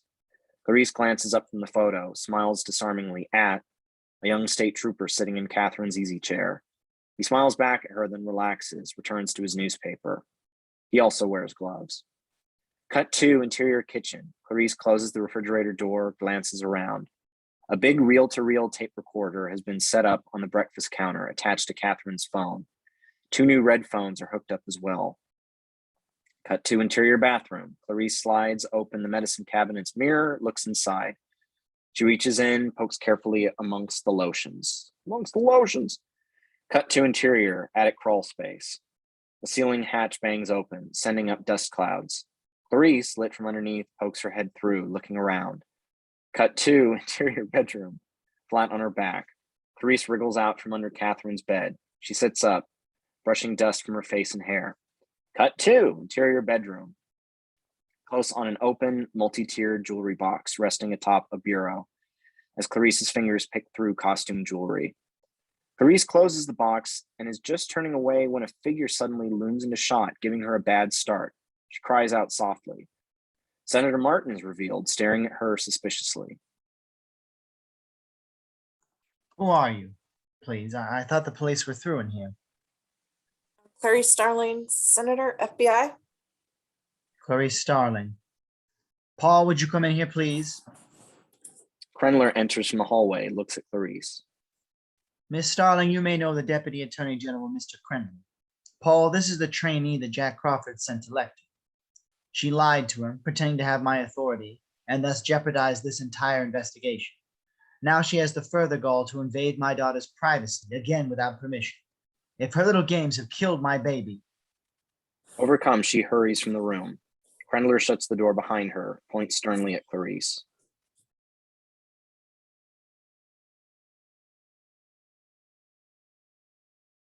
You're out of line, Starling, and you're off this case. Back to Quantico. Sir, Mr. Crawford instructed me to. Your instructions are what I'm giving you now. Jack Crawford answered to the director, and the director answers to me. My God, Crawford's losing it. He shouldn't even be on this with his wife sick as she is. How the hell did you get in here anyway? He gave you what? Some kind of special ID? Let's have it. I need the ID to fly with my gun. The gun belongs to Quantico. Gun, Jesus. Turn in the ID as soon as you get back. The gun, too. Be on the next plane, Starling. There's one in 90 minutes. Clarice, burning, starts to the door, then turns back. Mr. Krendler, Dr. Lecter trusts me, or at least he used to. If I could just. Lecter is already named Buffalo Bill. Clarice reacts, surprised. Krendler takes a folded computer sheet from his pocket, shoves it at her. She takes it, reads. He gave us a perfectly good description. We're on it now. So we won't be needing your little novelty act any longer. Or his either. He's under close guard at the courthouse, pending a prison transfer. The next plane, officer. Sir, doesn't this William Rubin strike you as, I don't know, some kind of vague? Krendler moves in very close to her, pale with anger. Do you need a police escort, Starling? Or do you think you can find the airport by yourself? Sir, I can find it by myself. Cut to exterior, Shelby County Courthouse, day. The old courthouse is a massive Gothic stronghold with an armada of police cruisers parked at the curb. Clarice climbs from her rented car, slamming the door angrily. Holding a rolled up pile of papers, Dr. Lecter's drawings, she starts determinedly up the steps. A nearby commotion makes her pause. Dr. Frederick Chilton, in a sea of interviewers and mini-cams, is preening grandly. Clarice carefully avoids his gaze, slips up the steps and inside. Cut to interior courthouse, ground floor, day. Sergeant Tate, a Memphis policeman, is studying Clarice's ID. He looks up at her from his command desk a bit doubtfully. Are you with Mr. Krendler's people? I just left him. Access to Lecter is strictly limited. We've been getting death threats. Log in and check your weapon. He picks up a phone, murmurs into it. As he does so, Clarice glances around this main ground floor lobby. Her point of view, the building looks like an armed fort. Cops with shotguns guard the front door, both ends of the hall, the foot of the stairs, the single elevator. More of them are coming and going. Shoot, we haven't had this kind of security since the president came through town. Cut to interior elevator, moving. Clarice and Officer Murray, a young patrolman, ride up in an old-fashioned creaking metal cage elevator. He is excited. Every cop in Tennessee wants to look at this guy. Is it true what they're saying? He's some kind of vampire? That's so Travis. I don't even have a name for what he is. Cut to interior historical society room, 5th floor. Pembry at a desk by the door looks up from examining the unrolled pile of Dr. Lecter's drawings.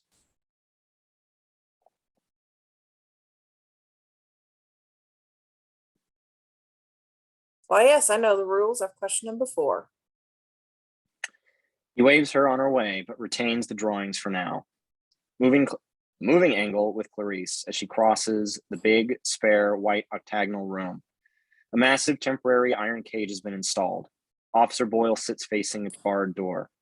He rises, nods, moving away to allow her privacy. Inside the cage, a cot and a small table, each bolted to the floor, and a flimsy paper screen. Hiding a toilet, Dr. Lecter sits at the table, his back to her, studying the Buffalo Bill case file. He now wears a green prison jumpsuit. A small cassette player is chained to the steel table. Good afternoon, Clarice. She stops at a striped police barricade before his bars. But you might want your drawings back, just until you get your view. How very thoughtful. Or did Crawford send you here for one last wheedle before you're both booted off the case? But you sent me, I came on my own. He spins in his swivel chair, stops neatly, a coy smile. People will say we're in love. Pity you tried to fool me, isn't it? Pity for poor Catherine. Tick-tock. He spins again in his chair, playfully. Moving angle, favoring Clarice as she circles the cage, trying to keep his face in straight. Insight. Dr. Lecter, you find out everything. You could have talked with this to William Rubin even once, and without knowing so little much about him, you made him up, didn't you? Clarice, you're hardly in a position to accuse me of lying. Well, I think you were telling me the truth in Baltimore. We're starting to. Tell me the rest now. I've studied the case file. Have you? Everything you need to find him is right there in those pages. Whatever his name is. Tell me how. First principles, Clarice. Simplicity. Read Marcus Aurelius. Of each particular thing, ask, what is it in itself? What is its nature? What does he do, this man you seek? He kills. No. That is incidental. Close angle, two shot as he rises, pained by her ignorance, and crosses to the bars. What is the first and principal thing he does? What need does he serve by killing? Your social resentment, sexual frustration. No. He covets. That is his nature. And how do we begin to covet, Clarice? Do we seek out things to covet? Make an effort to answer. We just. No, precisely. We begin by coveting what we see every day. Don't you feel eyes moving over your body, Clarice? I hardly see how you couldn't. And don't your eyes move over the things you want? Right. Then tell me how. No. It's your turn to tell me, Clarice. You don't have any more vacations to sell on Anthrax Island. Why did you run away from that ranch?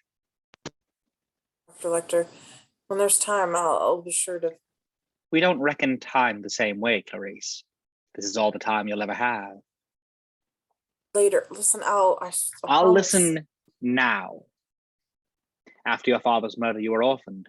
You were 10 years old. You went to live with your cousins on a sheep and horse ranch in Montana.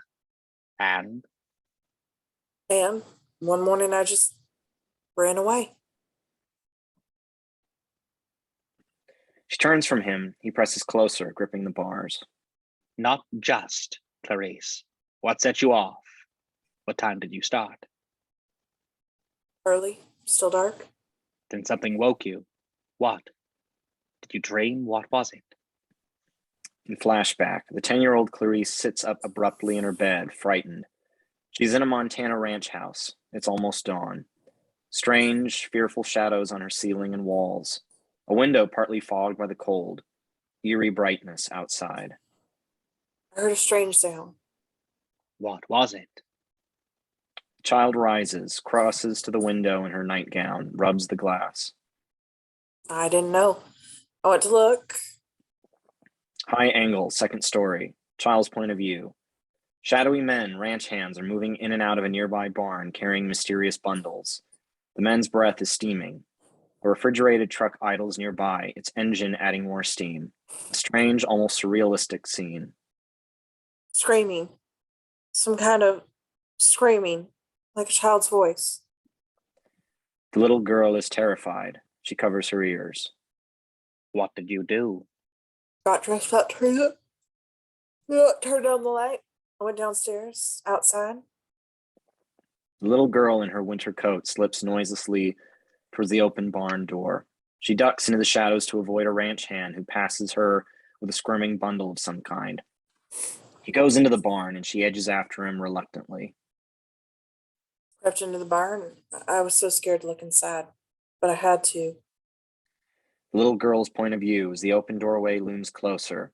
Bright lights inside, straw bales, the edges of stalls, then moving figures. What do you see, Clarice? A squirming lamb is held down on a table by two ranch hands. Lambs.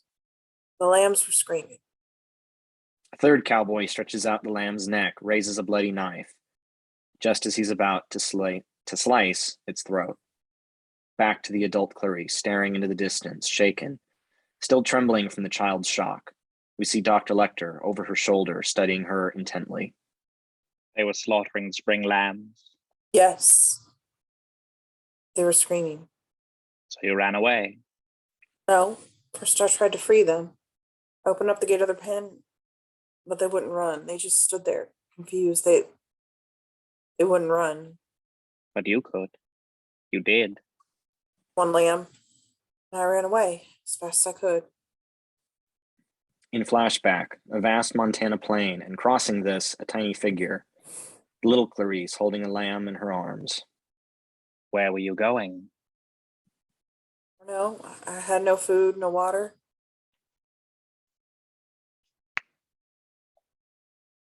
It was very cold. I thought if I can even just save one, but he got so heavy. So heavy. The tiny figure stops and after a few moments sinks to the ground, hunched over in despair. I didn't get more than a few miles before the sheriff's car found me.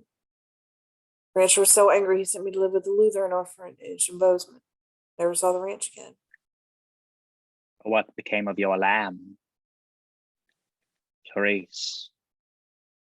Back to scene as the adult Clarice turns, staring into his feverish eyes. You still Shakes wake up her head. sometimes. You still wake up sometimes, don't you? Wake up in the dark with the lambs screaming. Yes. Do you think if you saved Catherine, you could make them stop? Do you think if Catherine lives, you won't wake up in the dark ever again to the screaming of the lambs? Do you? Yes. I don't know. I don't know. Thank you, Clarice. Tell me his name, Dr. Lecter. Dr. Chilton. I believe you know each other.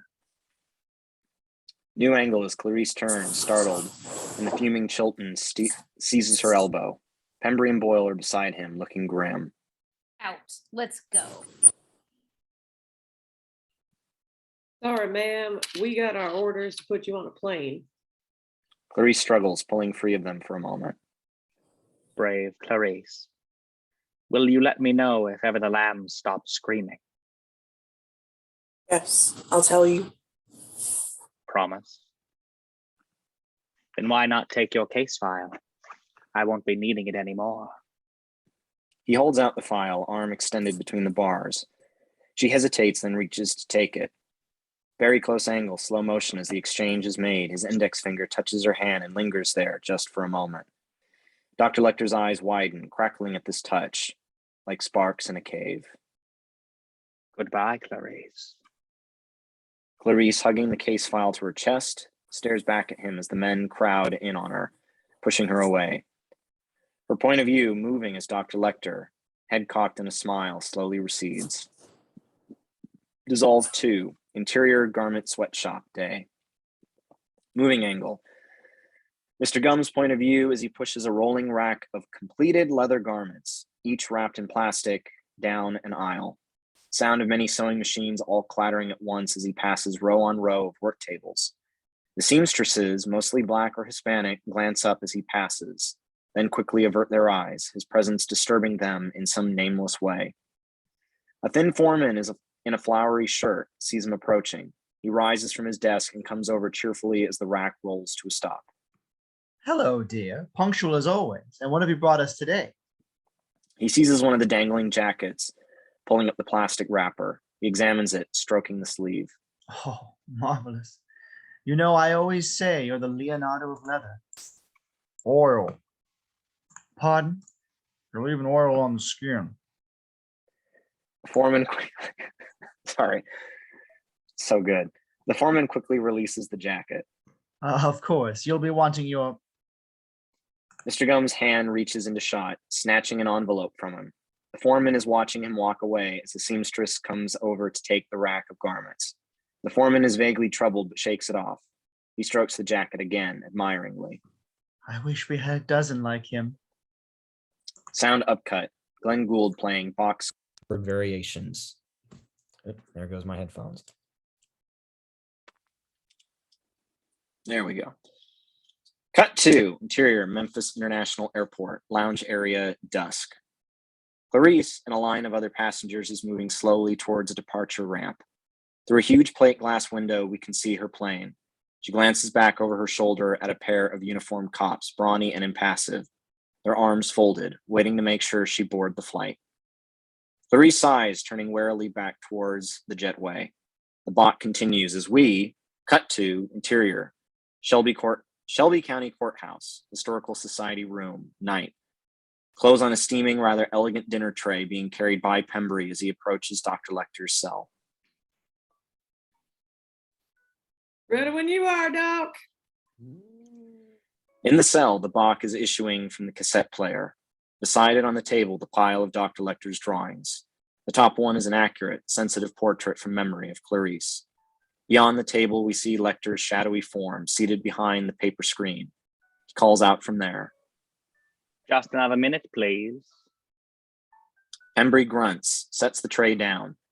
Boyle joins him, handing him a right baton and a mace canister, which Pembry fastens to belt clips. Boyle is similarly armed and carries a ring of keys. Some bitch demanded lamb chops for dinner, extra rare. What do you reckon he'll want for breakfast? Some kind of thing from the zoo? Inside the screen, Dr. Lecter sits fully clothed on the toilet, swaying slightly, eyes closed, lost in the music, tongue working in his cheek. Suddenly, like magic, a little shiny piece of metal protrudes from his lips. He plucks it out, opens his eyes. In extreme close-up, he is holding the pocket clip from Prentice's disassembled pen, a straight, thin strip of metal with a circular collar at one end, a square edge at the other. Dr. Lecter lines up his thumbnail just shy of the square edge, then braces it against the stainless steel toilet rim. He pushes down hard, using both hands for leverage. After a moment, he smiles, holding up the result and swirling it before his eyes. In extreme close-up, the straight end of the clip now forms a tiny right angle, and the circular end anchors nicely between his fingers. Outside the cell, Pembry and Boyle turn as the toilet flushes and Dr. Lecter reappears, looking jauntily. Okay, Doc, grab some floor. Same drill as lunchtime. Dr. Lecter sits on the floor, legs straight, then wriggles backward. He stretches his arms behind him, hands and wrists through the bars, with 2 bars between them, and clasps his hands. Ready when you are, Officer Pembry.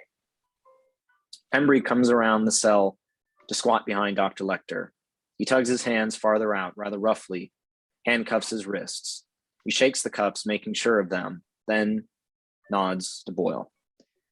New angle at cell door as Boyle picks up the dinner tray and Pembry crosses around. Pembry takes the keys from Boyle, unlocks the cell door, and pushes it inward. Boyle goes inside with the tray. Dr. Lecter watches as Boyle approaches the table, above 5 feet from him. Boyle has set his tray down on the floor to clear off some of the mess of drawings. The music plays on. Very close on Dr. Lecter's hands, outside the bars, is the makeshift key held between the tips of his right index and middle fingers, searches for the keyhole of the cuffs, and finds it. New angle, favoring Boyle as he finishes clearing the drawings, then back towards Dr. Lecter, stooping to pick up the tray. Boyle's right hand is just inches away from the tray when Dr. Lecter's hand darts into shot, snapping a handcuff onto his wrist. Boyle looks up, astonished to find himself right in the grinning face of Dr. Lecter, who just as quickly rolls sideways and snaps the other cuff around the bolted leg of the table, and suddenly, all natural sound and motion are suspended as the music soars much louder. Each separate note of it now echoing distinctly, and we see various angles, each blurring into stop action. Pembry starting into the cell, reaching for his right baton. Dr. Lecter smashing against the cell door, driving it into Pembry, pinning him across the chest against the door frame. Boyle on one knee on the floor, digging desperately in his pants pocket for his handcuff key. Pembry's hand mashed against his body by the door as he strains frantically to reach the baton at his waist. Dr. Lecter's bared teeth flashing towards him. Dr. Lecter gripping Pembry's face in his jaws, shaking it like a dog shakes a rat. Boyle finding his key, but in his terror dropping it. Dr. Lecter yanking the mace cannon right baton from the dazed Pembry's belt, spraying him in his bloody face, then clubbing him to his knees. Boyle, mouth open in a silent scream, finding his key again, unlocking the handcuff, but then as he starts to rise, seeing Dr. Lecter standing over him, the right baton raised high, he swings it viciously down, again and again and again. Then normal sound and motion are restored as we go to close angle on the cassette player and the portrait of Clarice, both now flecked with blood. In addition to the Bach, we now hear soft panting close by and whimpering sobs in the background. Angle on Dr. Lecter, eyes closed, lost in a favorite passage of the music. His bloody fingers drip airily with the notes as his breathing slows to normal. He opens his eyes, sighs contentedly, looks down. His point of view, by the sprawled legs of Boyle, lie various objects that spilled from his pants pocket. Coins, a comb, a big pocket knife. Dr. Lecter picks up the pocket knife, examines it happily. About a 4-inch blade. He becomes aware of the whimpering off screen, turns. Low angle on Pembry as he crawls with torturous slowness towards the command desk and the phone. He's crying but frantically determined. Pembry's point of view, partially blurred, then clearing. Above the desk, hanging from pegs, are his and Boyle's holstered revolvers. Cut to interior courthouse, ground floor lobby, night. The bronze arrow above the elevator door swings towards 5, then indicates a stop there at the top floor. Favoring Sergeant Tate at his command desk as he stares at the indicator, another cop, Jacobs, sits on the desk's edge, flipping through a magazine. Many more cops can be seen beyond them, idling in the lobby. What is this shit? Did somebody go up to 5? Call Pembry, ask him what. A gunshot, and then moments later, 2 more quick ones echo down the nearby stairwell. Sergeant Tate jumps to his feet, grabs a radio mic as the other cops stir, confused and noisy. CP shots fired on 5. Repeat shots fired on 5. Outside post look sharp. We've got a. Holy shit. Bronze arrow has begun to descend, down to 4, then past 4. Back on Sergeant Tate as he reacts. The other cops behind him are now in a full uproar, shouting, pulling out guns. Shut up. Guard mount, double up on your outside post. Bobby, get the vest. Rainey, Howard, cover that fucking elevator if it comes all the way to. It stopped. The bronze arrow has, indeed, frozen at 3. Sergeant Tate lifts the microphone again. Seal off a 10-block radius. Get me the SWAT team and ambulance. Double quick. We're going up. Interior stairwell. Ugh.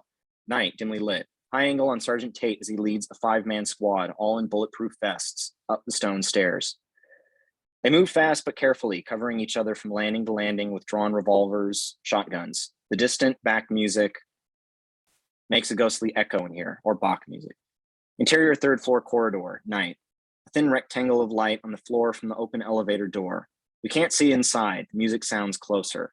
Sergeant Tate approaches very cautiously, gun aimed. The other cops, behind him, fan out silently to set up angles of fire, checking the various office doors, all locked as they creep up. Moving angle over Tate's shoulder as he reaches the side of the elevator, hesitates, then spins to point his gun inside. It's empty. He backs away. Pembry, Boyle. Interior, Historical Society room, night. Angle on the door from inside, its lettering reversed on the frosted glass. The Bach is very loud. After a moment, the door is shouldered open, hard enough for the glass to shatter. Tate following his gun inside, moving low, then other cops appearing behind him in the door frame. They all freeze, staring in utter horror. Oh, no. Their point of view is a brief snapshot from hell. The two uniformed bodies, one sprawled on its back near the door, the other still in the cell, have been savaged by a knife. Blood and gore are everywhere. Their faces are unrecognizable. Sergeant Tate struggles for control as the other cops move grimly around him into the room. He pulls his walkie-talkie from his belt. Command post, two officers down. Prisoner is missing. Repeat, Lecter is missing. He's stripped the bed. Might be making a rope. Check all windows. Where the fuck is my ambulance? In the cell, a cop angrily punches off the music. Jacobs kneels with his fingers on Boyle's neck. Boyle's dead, Sarge. His gun's gone. At the other body, a cop gently removes a revolver from the bloody fist. Murray, the young patrolman, brings his ear reluctantly close to the gory face. A bloody bubble appears there. The wreckage groans very softly. This one's alive. Tate crosses, kneels to see for himself. Murray looks green. Take a hold of him where you can feel your hands, son. Talk to him. What's his name, Sarge? It's Pembry. Now talk to him. God damn it. Boyle's dead. Pembry's real bad. Lecter's missing an arm. He took Boyle's gun. The other cop, checking the cylinder of Pembry's gun, holds up one finger to Tate. Pembry got off one round. There's a chance Lecter was hit. We heard a total of 3 shots fired, so he's got 4 left. He's got a knife too. Exterior street in front of Courthouse, night. Various angles on a floodlit scene of barely controlled pandemonium. Flashing red lights, men shouting commands, sirens in the distance. SWAT members in full gear leap from a black van, fan out, swarm up the steps. EMS orderlies unload a gurney from an ambulance. Cops kneel for cover behind cars, aiming guns and rifles up at the windows. Interior, Historical Society room. Night. A trio of EMS orderlies work fast over the body, already strapped on its gurney. They bandage a big plastic airway into place over the butchered face, checking for a pulse at the neck. Young Murray crouches, sickened, gripping a bloody fist. You're just fine, Pembry. Looking good, buddy. You're gonna make it. One orderly massages the heart. Another is popping a plasma bag, ready to insert the needle when the body starts convulsing. Downstairs, let's go. Quickly, the gurney is elevated, wheeled out of the room, with cops rushing forward to open the doors. Help push. SWAT men are running by in the hall, automatic rifles at the ready. Interior of the elevator, descending. Sergeant Tate, riding down with Jacobs, has his radio out. 10-4, Lieutenant. I'm on the elevator, bringing it down. Pembry and Boyle are both cleared. Top 3 floors secured. Main stairwell secured. He's somewhere on. A spot of blood falls on his cheek. He and Jacobs stare at each other. Another spot hits his shoulder. They look up. Their point of view, blood is dripping slowly from the corner of the service hatch. Sergeant Tate motions for silence as both men draw their guns. We're pretty sure he's somewhere on 2, sir. That's all for now. Over. Interior ground floor lobby. The elevator doors open and Tate and Jacobs hurry out, stepping quickly to the side. Tate reaches back in and, close angle, locks the elevator into position with its doors open. Other cops are rushing up to them, curious as Tate frantically pushes them aside, gesturing for silence. It's on the roof of the elevator. Interior, 3rd floor corridor. 2 SWAT officers, Peterson and Kubel, turn a key, unlocking and opening this floor's elevator doorway. Shaft is dark. Lying prone, they inch up to the edge. Peterson extends a mirror and on a long pole out onto the shaft. In the mirror is a distant figure in a green prison jumpsuit lying on his stomach atop the elevator. A shiny revolver is near one hand. Peterson whispers into a radio as Kubel carefully tips an assault rifle with a flashlight taped to its barrel over the edge. I see him. There's a weapon by his hand. He's not moving. Can you get the drop? We got the drop. One warning. Then take him out. Peterson nods to Kubel, who switches on the flashlight as Peterson shouts down the shaft. Quinn, put your hands on your head. In the mirror, the green figure shows no movement. Angle on the cops again as Peterson mutters to Kubel. Put one on his leg. Very close on the figure below as Kubel's gunshot roars, echoing hugely in the shaft, and the slug rips through the jumpsuited leg. The figure doesn't stir.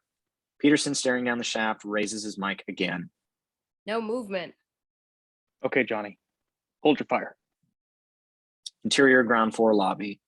A small army of cops is now covering the elevator doorway from both sides. Tate crouches next to the SWAT commander. We're coming into the car. We're opening the hatch. Watch his hands. Any fire will come from us. Affirmative?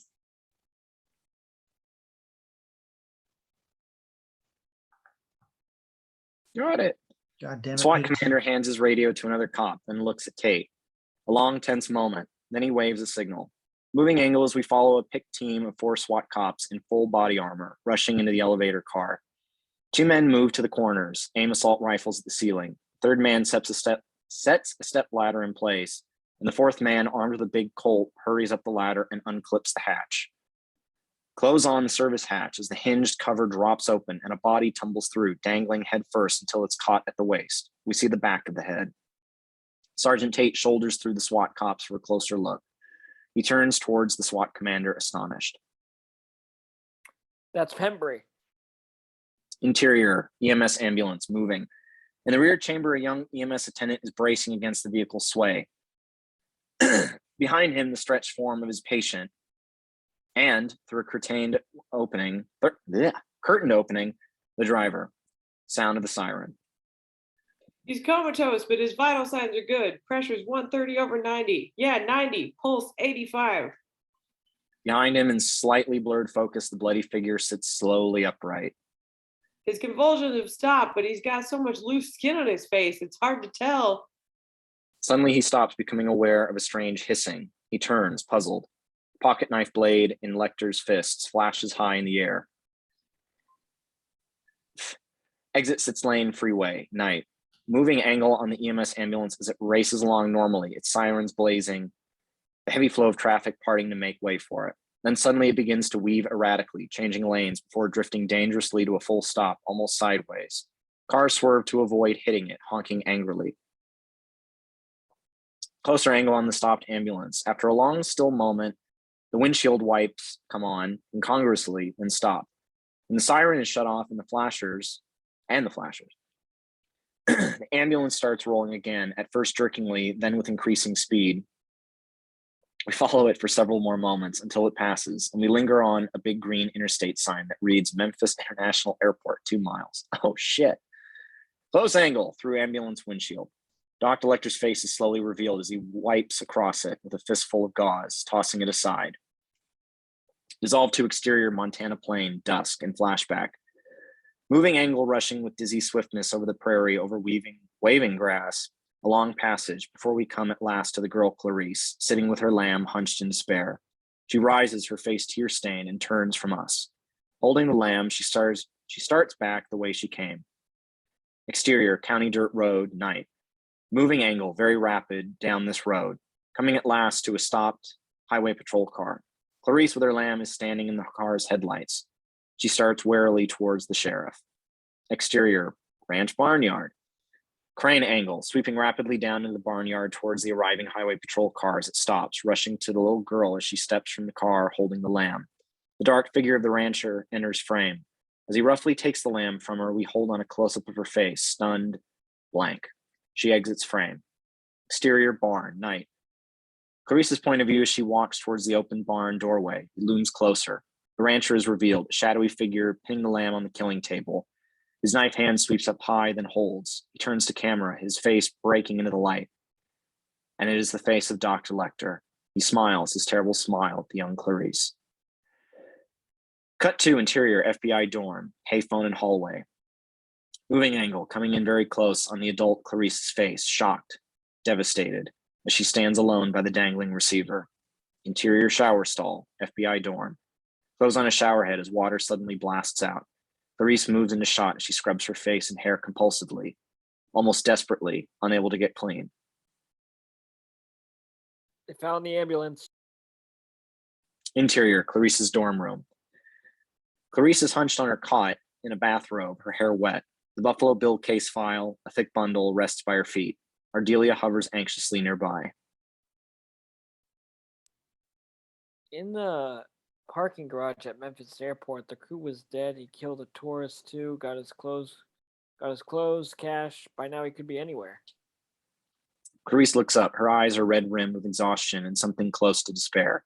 She reads Ardelia's thought.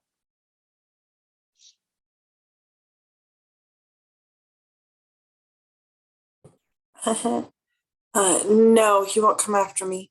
Why not? It would be rude. You wouldn't get to ask any more questions. Cordelia sits beside her, touches her arm.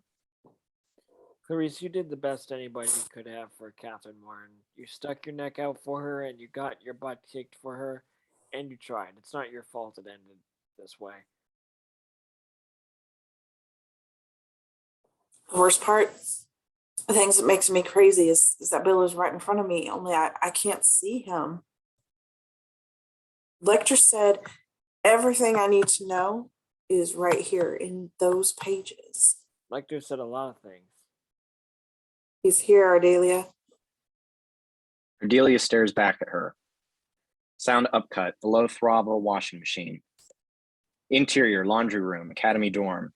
Clarissa spread out the case file across 2 washing machines.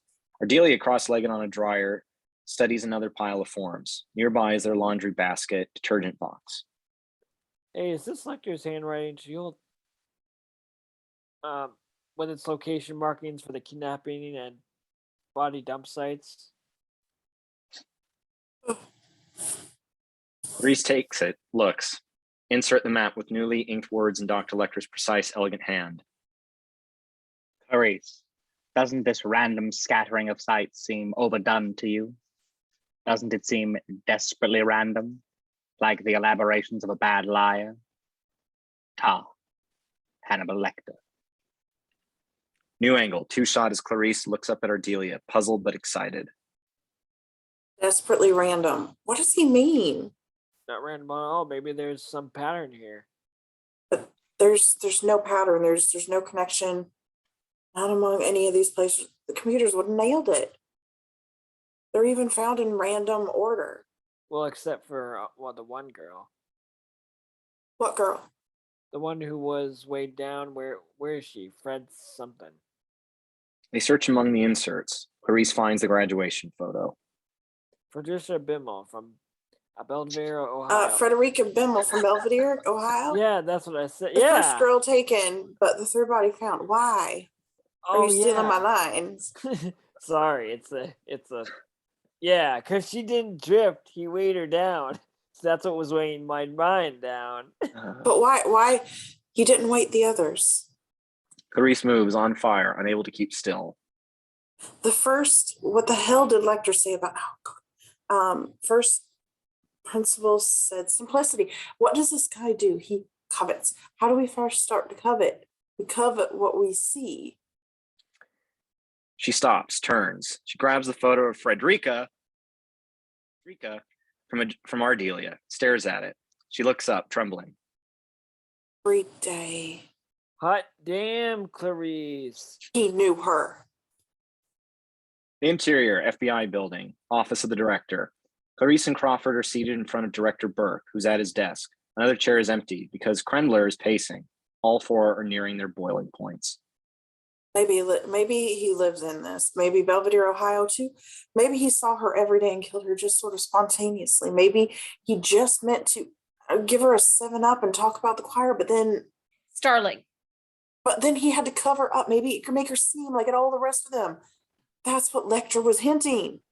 The market and Lecter hints is way down today, okay? I've got 2 good men dead in Memphis and 3 civilians. I've got... Who? Who the hell's fault is? A U.S. senator who's half out of her head because her daughter's going to be murdered today. And all because of your mind games with fucking Lecter. If you hadn't interfered, he'd still be in custody in Baltimore. Jack. You sent in a green recruit with a phony goddamn offer. You're just trying to cover your ass for letting him escape. Whoa, that's enough, all of you. Long silence as they all struggle to regain composure. Crawford, who was at the point of striking Krendler, finally retakes his seat. Burke looks sadly at Crawford and Clarice. Starling, I'm afraid I have no choice. You're suspended from the academy. Not another word. This is pending a reevaluation of your fitness for the service. I promise you'll get a fair hearing.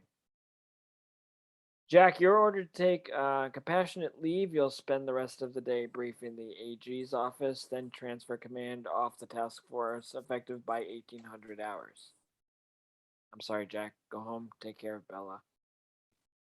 Clarice and Crawford stare back at him, drained. A long and very painful silence. Not even Krendler looks happy. Exterior sidewalk outside FBI building. Clarice and Crawford walk out slowly, stand there a moment, not knowing what to say, not wanting to face each other. All his victims are women. His obsession is women. He lives to hunt women, but not one woman is hunting him except me. I can walk in a woman's room and know 3 times as much about her as a man would. I have to go to Belvedere. You heard them. I don't have that authority anymore. You do until 6 p.m. He stares at her sadly. He looks for the first time defeated, old beyond his years, like Harvey Keitel. Ohio is cold ground, picked over 10 months ago. Our people worked it, so did the locals. Not from this angle, not thinking he knew her. You've got to send me. I'm Bureau for 28 years, Starling. I won't disobey orders, not even now. But I just became a private citizen. I can go anywhere I want to. With an ID and a gun, impersonating federal agent is a felony. He's going to kill her, Mr. Crawford, this morning or maybe noon today. But Belvedere's our last chance. I'm flying there right now unless you stop me. You want my ID? Here, take it. He stares at her a long moment. Catherine's life, Clarice's passion and future, his loyalty to the Bureau. Call it. There's about $300 here and a hotline code number. They'll patch you through to me wherever I am. She raises her hand to him. She wants to touch his face or his neck, but can't. Finally, she takes his money and card. Thank you. He watches, frightened for both of them as she backs away, smiles, then turns, racing towards the surveillance van. Sound upcut, scratchy recording of Fats Waller singing as we... Interior, Mr. Gumm's cellar. Close on the needle of the Victrola on the spinning record as Mr. Gumm's fingers lift away. Music continues in background. Precious. Close on the moth cage as Mr. Gumm's fingers search through the hummus, find a plump new cocoon, lifting it out. The door of the cage is left open and one of the 2 of the adult moths flutter out. Precious, come on, Precious. Busy day today. Clothes on a clean towel beside the sink. The cocoon is gently placed in a readiness alongside 4 shiny skinning knives. Mama's gonna be so beautiful. Close on a stainless steel Colt Python with a 6-inch barrel as the cylinder is spun and the hammer gets a practice cock. The metallic click is deep and loud. A note of alarm has entered Mr. Gumm's voice. You come here this minute, you little scamp.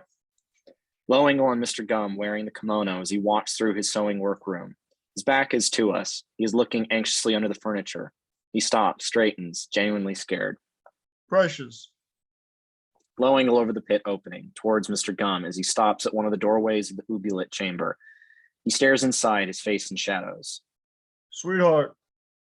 In the distant bottom of the pit, we hear Catherine's voice. She's down here, you sack of shit. Mr. Gumm's fist flies to his mouth and he sags against the door frame. A little groan escaped him. The dog answers with a series of yips. Upward angle from the pit bottom as Mr. Gumm's dark shape leans cautiously over the edge. Precious, are you all right? Reverse angle on Catherine, crouched to one side, clutching the dog to her chest. Seeing Mr. Gumm, the dog squirms frantically, barking. Give me a telephone, lower it down to me. Do it now, mister. I don't want to have to hurt this little dog. Upward angle on Mr. Gumm as, with a cry of fury, he whips the Colt from inside his kimono. The muzzle gleams as he takes aim. Catherine yanks the dog up into his line of fire, screaming at him. You shoot, motherfucker, you better kill me quick or I'll break her fucking neck. I swear to God.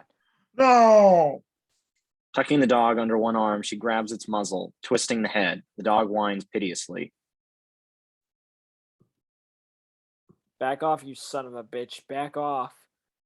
Upward angle as Mr. Gumm cries out again, a terrible, inarticulate scream of rage and anguish, but then he slowly lowers his gun. Reverse angle on Catherine as she maintains her grip. That's better. Now get me a live telephone. Get a long extension and lower is down here. And you better do it fast, too, because I think her leg's broken. She's in pain, mister. She needs a vet. Mr. Gumm stares down at her, a long beat, breathing heavily. You think she's in pain. You don't know what pain is, but you're gonna find out. and abruptly he vanishes, sound of his footsteps rushing off. Catherine begins shaking, hands and arms twitching uncontrollably. She hugs the little dog tight to her chest, buries her face in its fur, sobbing. Exterior, residential street, Belvedere, Ohio. High angle as a rented sedan pulls up to the curb, stops. After a moment, Clarice climbs out, a bit stiffly. Double checking this address, she glances up from a folded street map up to an old 3-story wooden house in a row of similarly shabby homes, all backing into a narrow river. Path of boards laid over mud leads back along this house towards the brown water. Sound of hammering from there. Exterior Bimmel house, backyard. An awesome huddle of pigeon coops sprawls from the brackish water. The birds cooing mixes with the hammering. A tall, gaunt man in a knit cap is obsessively pounding nails into a new coop. Clarice approaches him and the man lowers his hammer. He has red-rimmed eyes of watery blue. His face is deeply seamed. Mr. Bimmel? He stares back at her warily. Interior Bimmel house, staircase. High angle looking down at Mr. Bimmel leads Clarice up a steep flight of steps. The banister is worn, sags a bit.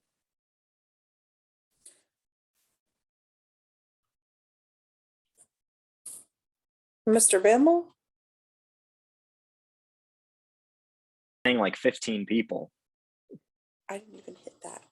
I don't know nothing new to tell you. The police have been back here so many times already. Patricia went into Columbus on the bus to see about a job. She left for an interview okay. She'd never come here. Clarice pauses at the landing to look at a framed photo, a familiar graduation portrait. Other pictures show Frederica as a young girl, toddler, infant, plump and hopeful at a young age. Her room's how she left it. Just shut the door when you're done. Interior, Frederica's bedroom.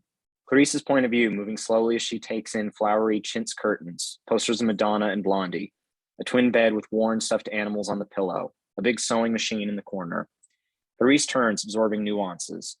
There's loneliness here, an echo of desperation under the steeply pitched ceiling. A shrill meow, and she looks down. Big tortoiseshell cat is rubbing against her ankles.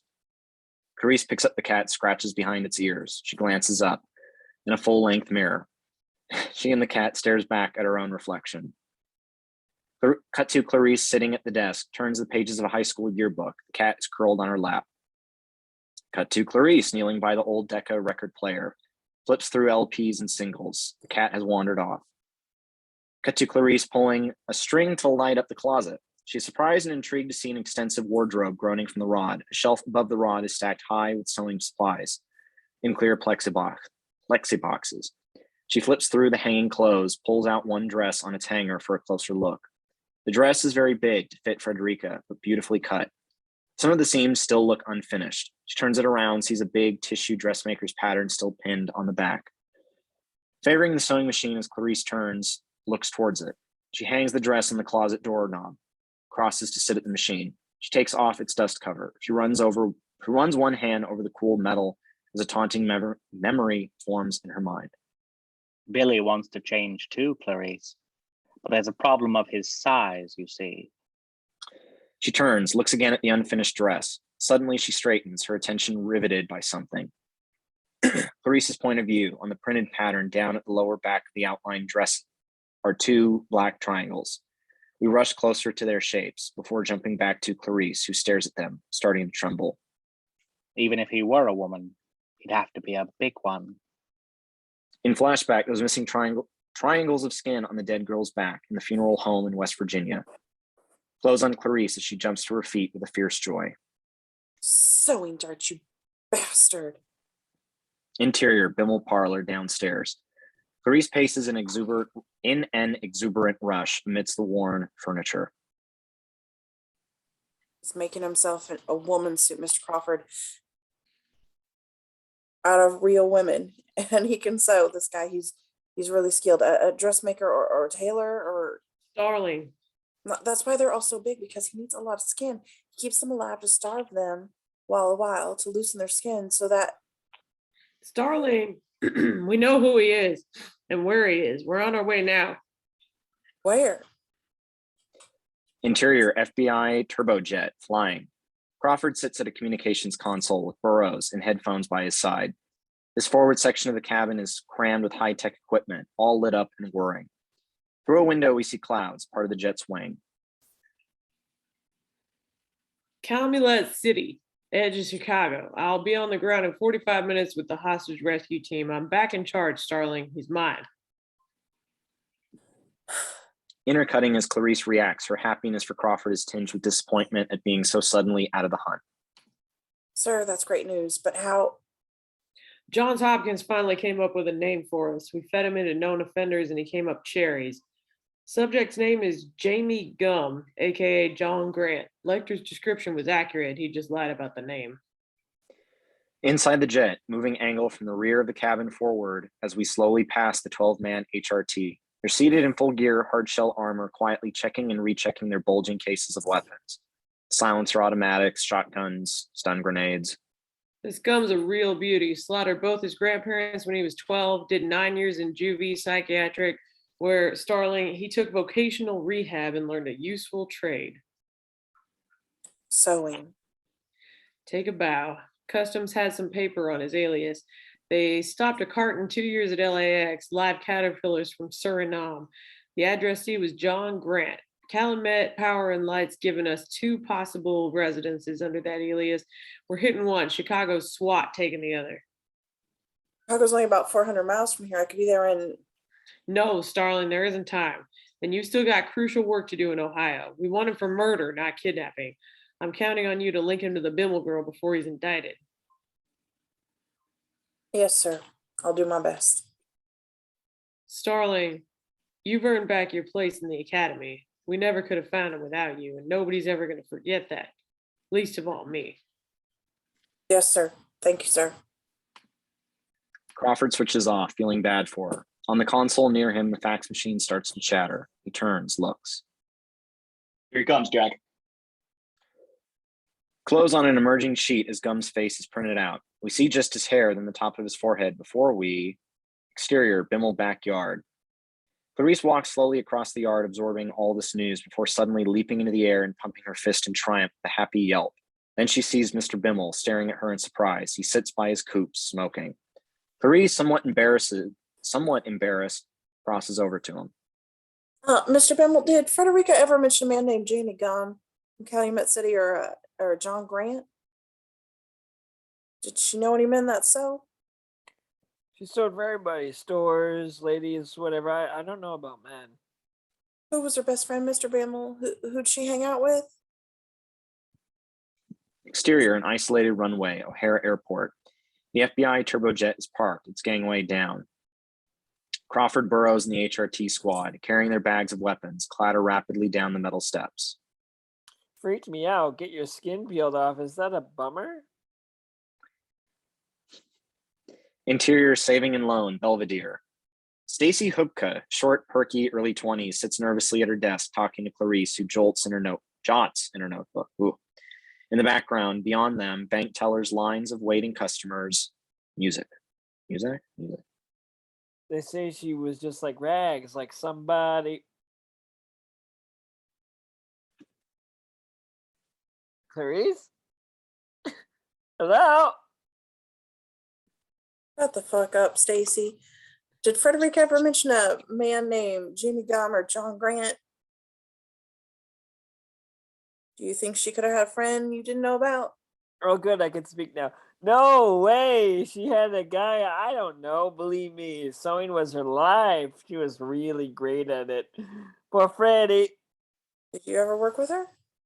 Oh, sure. Me Pamela Fossey used to help her do alterations for old Mrs. Lipman. Lots of people worked for her. She had the business from all these retail stores, but she was like totally old. It was more she couldn't handle. Where does Mrs. Lippman live? I'd like to talk to her. Well, she died. She went to Florida to retire like 2 years ago. She dies on there. She dies on there. Jesus. Let's get to your next line. Oh, is that pretty good job, FBI agent? I think so. You get to travel around and stuff. I mean, better places than this. Sometimes you do. Sometimes I'm stuck here with you. Freddie was so happy for me when I got his job. This toaster giveaways and Barry Manilow on the speakers all day. She thought this was really hot shit. What did she know, big dummy? Suddenly, Suddenly, she's fighting tears. Clarice reaches to hug her. Exterior, residential street, Calumet City, Illinois. Wide angle on what appears to be at first a calm, ordinary neighborhood of working class 2- and 3-story houses. The street is strangely quiet, deserted. After a few moments, we become aware of movement. Armed, dark-clad figures creeping swiftly and in silence from shrubs to garage corners, from parked cars to porches, appearing and then disappearing. Interior, Mr. Gum's cellar, day. Clothes on Mr. Gum as he settles a big pair of infrared night vision goggles, oh boy, over his eyes. Moths flutter past his face. His mouth is set in a grim line. Exterior street in Calumet City, front yard. An HRT cop prone beneath a hedge is joined by a second HRT cop who throws himself to the grass beside him. They both take aim with their scope rifles at telephoto angle with rifle crosshairs, the front door of a big nearby split level house. Interior, Mr. Gum's cellar, day. Clothes on a fuse box as Mr. Gum reaches in, flips the switch. The lights go out. Sound of a second switch, and the cellar is bathed in a green glow.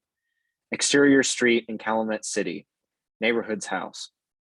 A little boy riding his tricycle in his driveway is suddenly startled to find himself staring into the grim face of a member of the HRT. Crouched by his garage, armed to the teeth. As the little boy starts to cry, the cop pulls him into the shadows, covering his mouth. Jesus Christ.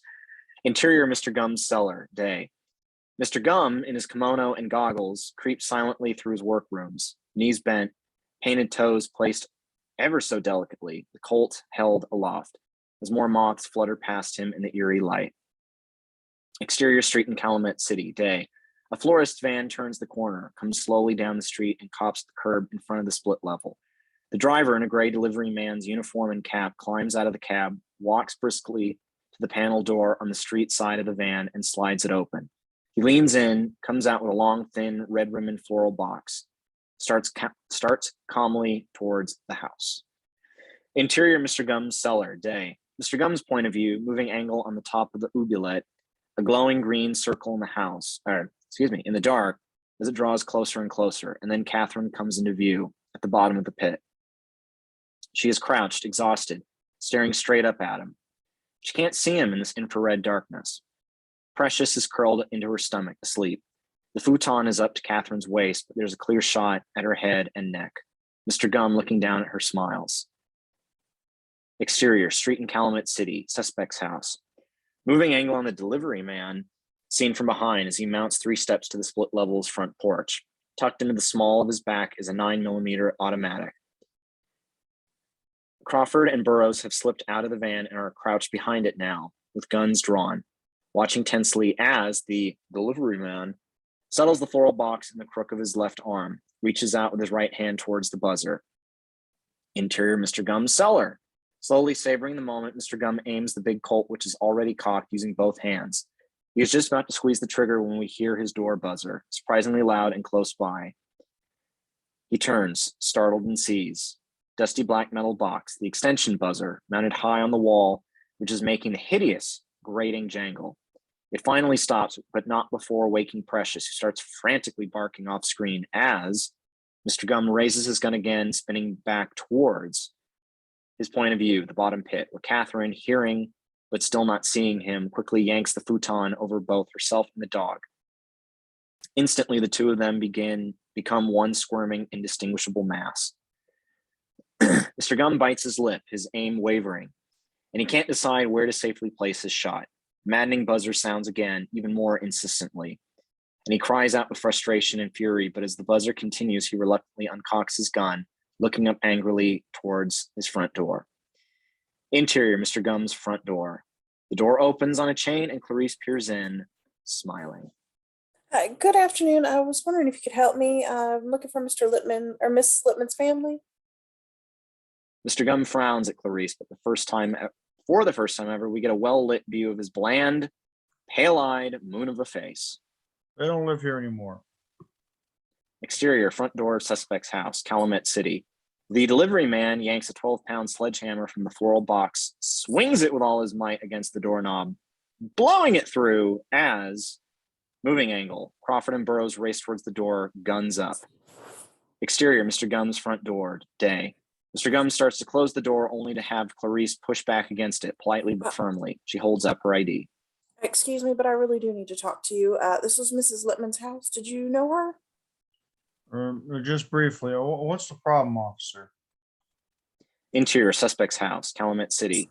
A bedroom window disintegrates as a flash grenade is shot through it, exploding on the floor. An instant later, a black-clad HRT cop dives through the shattered glass, rolls across the floor, comes up on one knee, swiveling his sawed-off shotgun. Exterior, Mr. Gumm's front door, day. Clarice and Mr. Gum still eyeing each other through the door crack. I'm investigating the death of Frederica Bemmel. Who are you, please? Jack Gordon. Mr. Gordon, did you know Frederica when she worked for Mrs. Lippman? No. Oh, wait. Was she a great big fat person? I may have seen her. I'm not sure. Interior, suspect's house, Calumet City.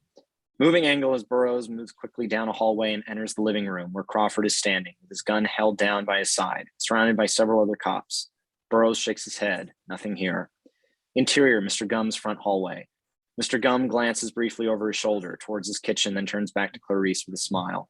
Mrs. Lippman had a son. Maybe he could help you. I have his card somewhere. Do you mind stepping inside while I look for it? Thanks.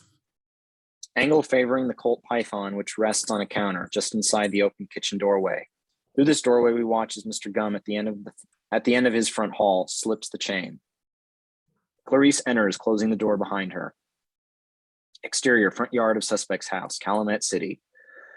Moving angle towards the front door as frustrated HRT cops file out of the empty house, rifles slung across their shoulders. We pick out Crawford walking across the grass towards the van, when all at once he stops in his tracks, shaken by a sudden flash of intuition.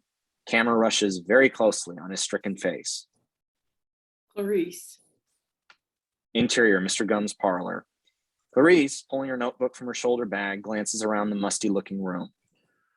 That horrible business. I shiver every time I think about it. Overstuffed furniture, porcelain figurines. One archway into the front hall, another into a dining alcove, and through there, the kitchen. Mr. Gum is crossing to a rolling desk, raising the top.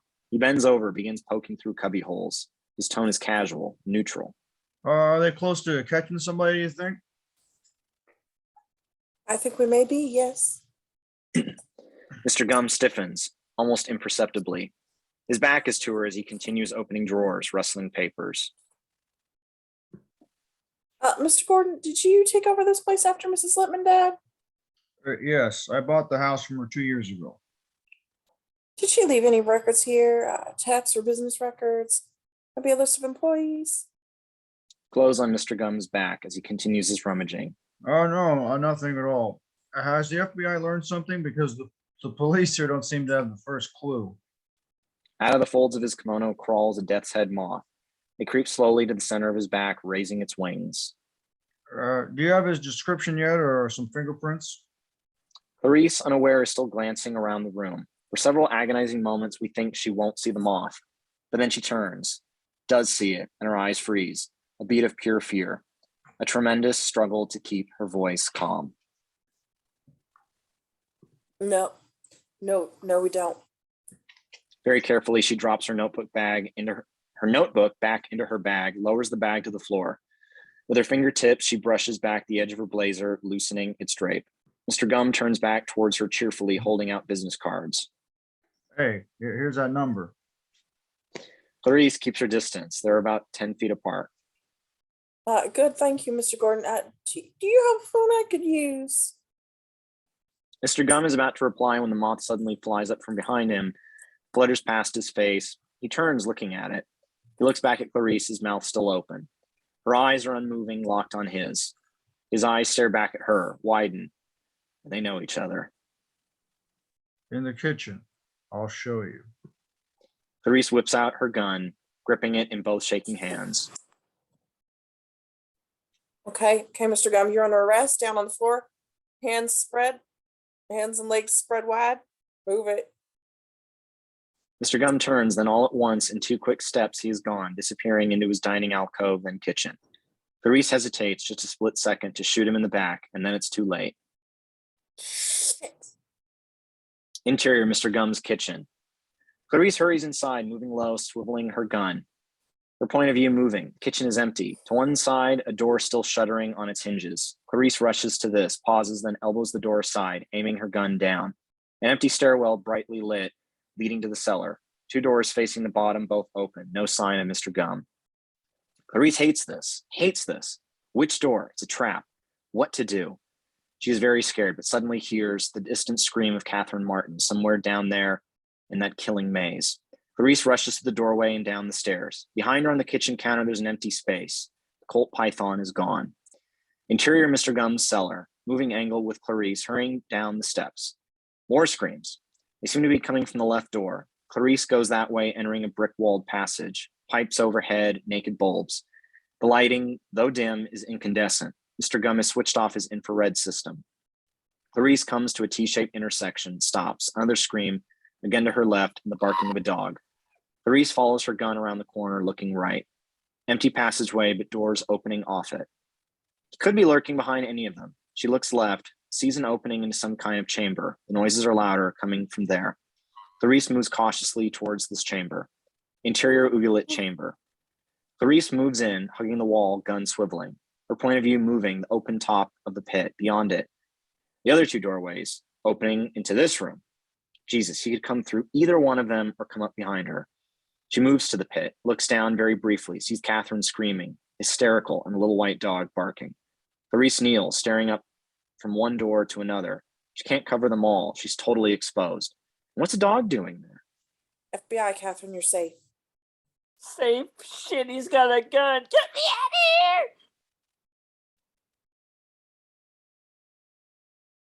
Get me out! You're all right. Where is he? Get me out! I'll get you out. Just be quiet so I can hear. Shut that dog up. Is there a ladder? Is there a rope? I don't know. Get me out. Catherine, listen to me. I have to find a rope. I have to leave this room just for a minute, but No, you fucking bitch. Don't you leave me down here. Don't you. shut up, you little twat. The other officers will be here any minute. You're perfectly safe now. Ignoring Catherine, whose shouts turn to sobs. She backs away, turns, picks one of the other doorways, moves into it quickly. Interior new passageway. Clarice's point of view, moving down this passageway towards a new room, pausing at the doorway, straining to hear. No sound except Catherine's crying, not in the background, and Clarice's own rapid breathing. Then she crouches. Lower angle, bursts forward through the door frame, sidestepping. Interior workroom, day. Clarice weaves back and forth, half crouched, gun out, back to the wall. Her face glistens with sweat as she takes in Mr. Gum's sewing machine, the swivel chair, the old Victrola. Big moths are crashing into the light bulbs overhead. They're everywhere. Suddenly, from just behind her, a click and a hum, and Clarice spins, almost shoots before seeing a small refrigerator with its thermostat just switching on. Clarice gasps for breath, fighting for calm. She turns again, slashing her free hand at the moths, moving quickly on. Interior, skinning room. Clarice moves past the mannequins, all of them naked now, then quickly past the huge Chinese armoire, ready to shoot into it. Its doors yawn open. It is empty except for several padded hangers. She moves on, past the big sink with its dripping faucet, the counter with its gleaming knives, the row of chemical jars. At the end of this room is a closed door. Clarice starts to open it, then hesitates. Looking around, she seizes a wooden chair, wedges it until the door wedges it under the door whatever, sealing off this section of the cellar with her back thus defended. She turns, softly retracing her steps. Interior workroom. Passing again through the workroom, Clarice pauses, seeing a half-curtained door to one side that she had previously skirted. She crosses to the door, listens and hears no sound inside, takes a deep breath and reaches for the knob. She twists it, and as it turns, shoves hard and follows her gun inside, all in one quick move. Interior bathroom. An old-fashioned bathroom. Tiled floor, sink, toilet, and a big freestanding tub. An opaque shower curtain suspended from an oval ring hides whatever might be inside. Clarice centers the gun on the curtain at chest height and yanks it aside with her left hand. No one standing there. Something lower down catches her eye. She leans in, staring more closely, not understanding at first. As she's seeing, female hand and wrist sticking up from the tub, which is filled with hard red, purple plaster. The hand is dark and shriveled, with pink nail polish and a dainty wristwatch.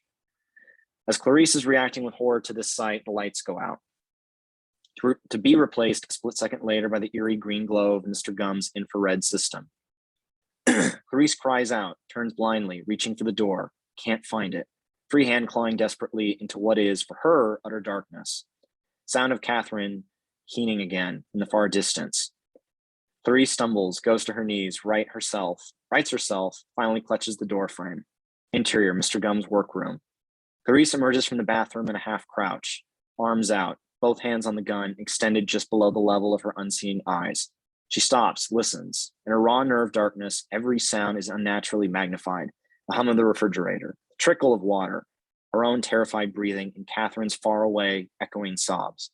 Moths smack against her face and arms. She eases forward, then stops again, listens. She eases forward again, following her gun, and creeps directly in front of, and then past, Mr. Gum, who's flattened himself against a wall, arms spread like a high priest, Colt in one hand. He wears his goggles and kimono, and under that, draping down over his naked arms like some hideous mantle, his terrifying, half-completed suit of human skin. This is an exquisite moment for him, a ritual of supreme exaltation. He smiles at Clarice as, completely unaware, she moves beyond him, exposing her back. Very slowly and quietly, he steps out behind her, taking his gun in both hands, aiming. Close on the Colt Python as, in slow motion, his thumbs cock the hammer, the sound registering as a loud metallic click, and Clarice spins, still in slow motion, flame already leaping from her gun muzzle as we see the two figures almost at point blank range, guns roaring hugely. One flash from Mr. Gum, and 1, 2, 3, 4 flashes from Clarice, overlapping his, and then as the echoes crash deafeningly. Close on Clarice, low angle. With normal speed restored, the side of her face hits the floor, as the side of the, and she is gasping, stunned by the noise and flames. There's blood on her cheek and an ugly powder burn, but she ignores them, twisting to yank her speed loader from her jacket pocket, locking it blindly into her gun cylinder, reloading, right in front of her face, then rolling into her stomach, aiming her gun upward again, blinking her dazzled eyes, straining to locate him in the darkness. Where is he? Where? Then as the echoes finally fade, she hears something else, a tortured, sucking whistle from perhaps 8 feet away. Moving angle with Clarice, she crawls forward on her elbows, following her gun until it bumps against Mr. Gum's shoulder. He is lying on his back, chest a bloody mess. She slides her muzzle against his head hard, but he doesn't move. Another shot isn't needed. He stares upward through his goggles, bloody lips working. He tries to speak, but cannot. One hand reaches slowly upwards, the fingers twitching, as if to seize something overhead. Then a final ghastly groan. His hand drops. He is dead. Clarice feels for a pulse at his neck, making sure. Then, and only then, does she permit himself to roll over, collapsing under her back beside him. Overhead angle down at the two faces, intimately close together, like lovers on their pillow. Then as we pull slowly away, we see that her staring eyes and his dead gaze are both locked onto a death's head moth, perched on an infrared bulb overhead, its wings pumping slowly. Sound upcut, wailing sirens, many excited voices. We dissolve to exterior, Mr. Gum's house. The front porch of the tall Victorian house is bathed in a glare of TV lights, police and ambulance flashers. Cars and vans and even a fire truck choke the street. Cops, reporters, EMS workers, and curious civilians swarm around the ineffective barricades. The buzz of their voices goes even higher as Clarice, dazed, her face bandaged, comes out of the house, walking protectively beside Catherine, who is wheeled on a gurney. They are followed out by uniformed cops, then 2 firemen with an extension ladder. Catherine, blinking in confusion, is still clutching the little dog and refuses to give her up even as she's trundled into an ambulance. Clarice sways with exhaustion. Everyone seems to be shouting at her at once, pulling her sleeve. She tries to fight free of them, desperate for a familiar face. An Ohio Highway Patrol car pulls up, stops, and Crawford climbs out of the back seat. He makes his way anxiously through the press of bodies, stopping, then sees Clarice. They look at one another for a long moment. Crawford choked with pride for her, with sorrow for her ordeal, with love, but unable to find any words. And then he does. Starling, your father sees you. And then all at once she is sobbing, her knees giving way, but he's there to catch her. He's hugging her fiercely. Hold on them for a long beat. Congratulations, you are now officers of the Federal Bureau of Investigation. Congratulations. Yeah. Exterior grounds in the FBI Academy weeks later. The 40 members of Clarice's class, resplendent in their best dark suits and dresses, rise, cheering themselves, then turn happily to wave to their audience as applause mounts. Beyond them, on a gaily tinted platform, the director stands behind his podium. Clarice and Ardelia look at one another solemnly. Ardelia holds up both fists in a power shake, and Clarice taps them with her own. She is radiantly beautiful in a navy dress and pearls, the thin scar on her cheek almost healed.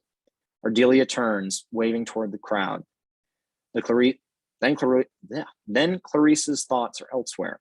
She turns, searching among the dignitaries on the platform until she locates Crawford, who smiles back at her with a quiet pride and offers a little salute. Clarice grins, more happy than we've seen her, then turns to wave towards the crowds with the others. Moving angle over the admiring sea of spectators, several hundred among them still rising from their folding chairs, applauding in celebration for these special young people, this perfect sunlit day. Sound upcut, rock music, laughter, as we dissolve to Interior Academy dorm, rec room. A loud party is underway. Food, beer, dancing, as the new grads celebrate ferociously. Ardelia weaves her way through the crowded room, reaches Clarice, who is flanked by her special guests.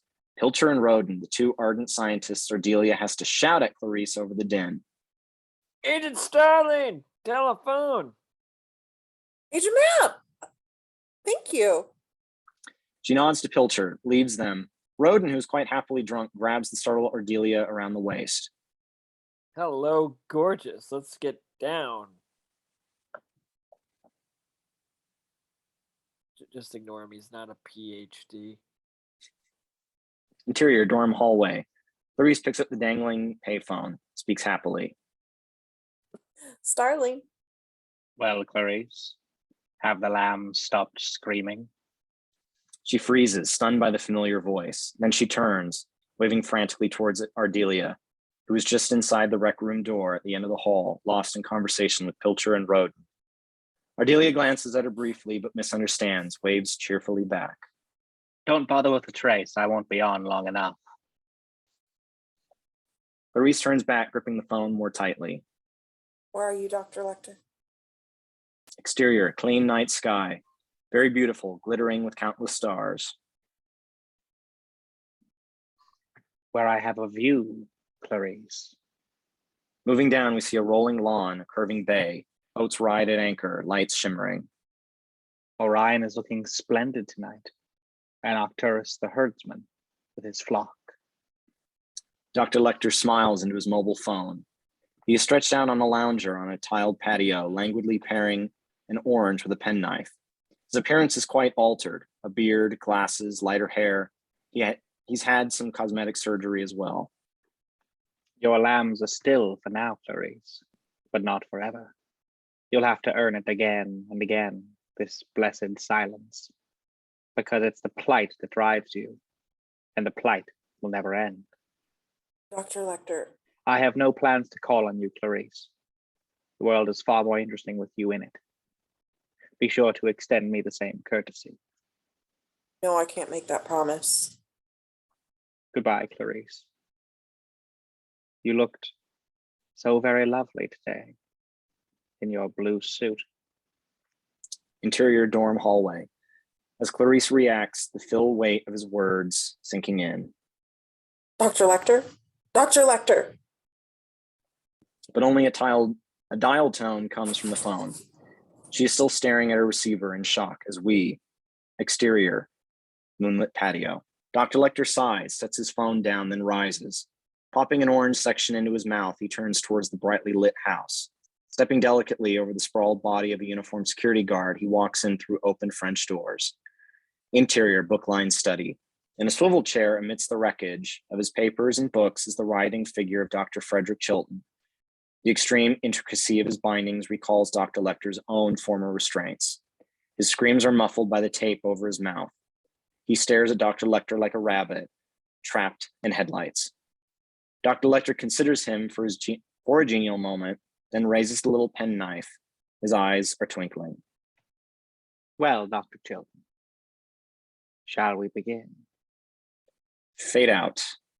The end.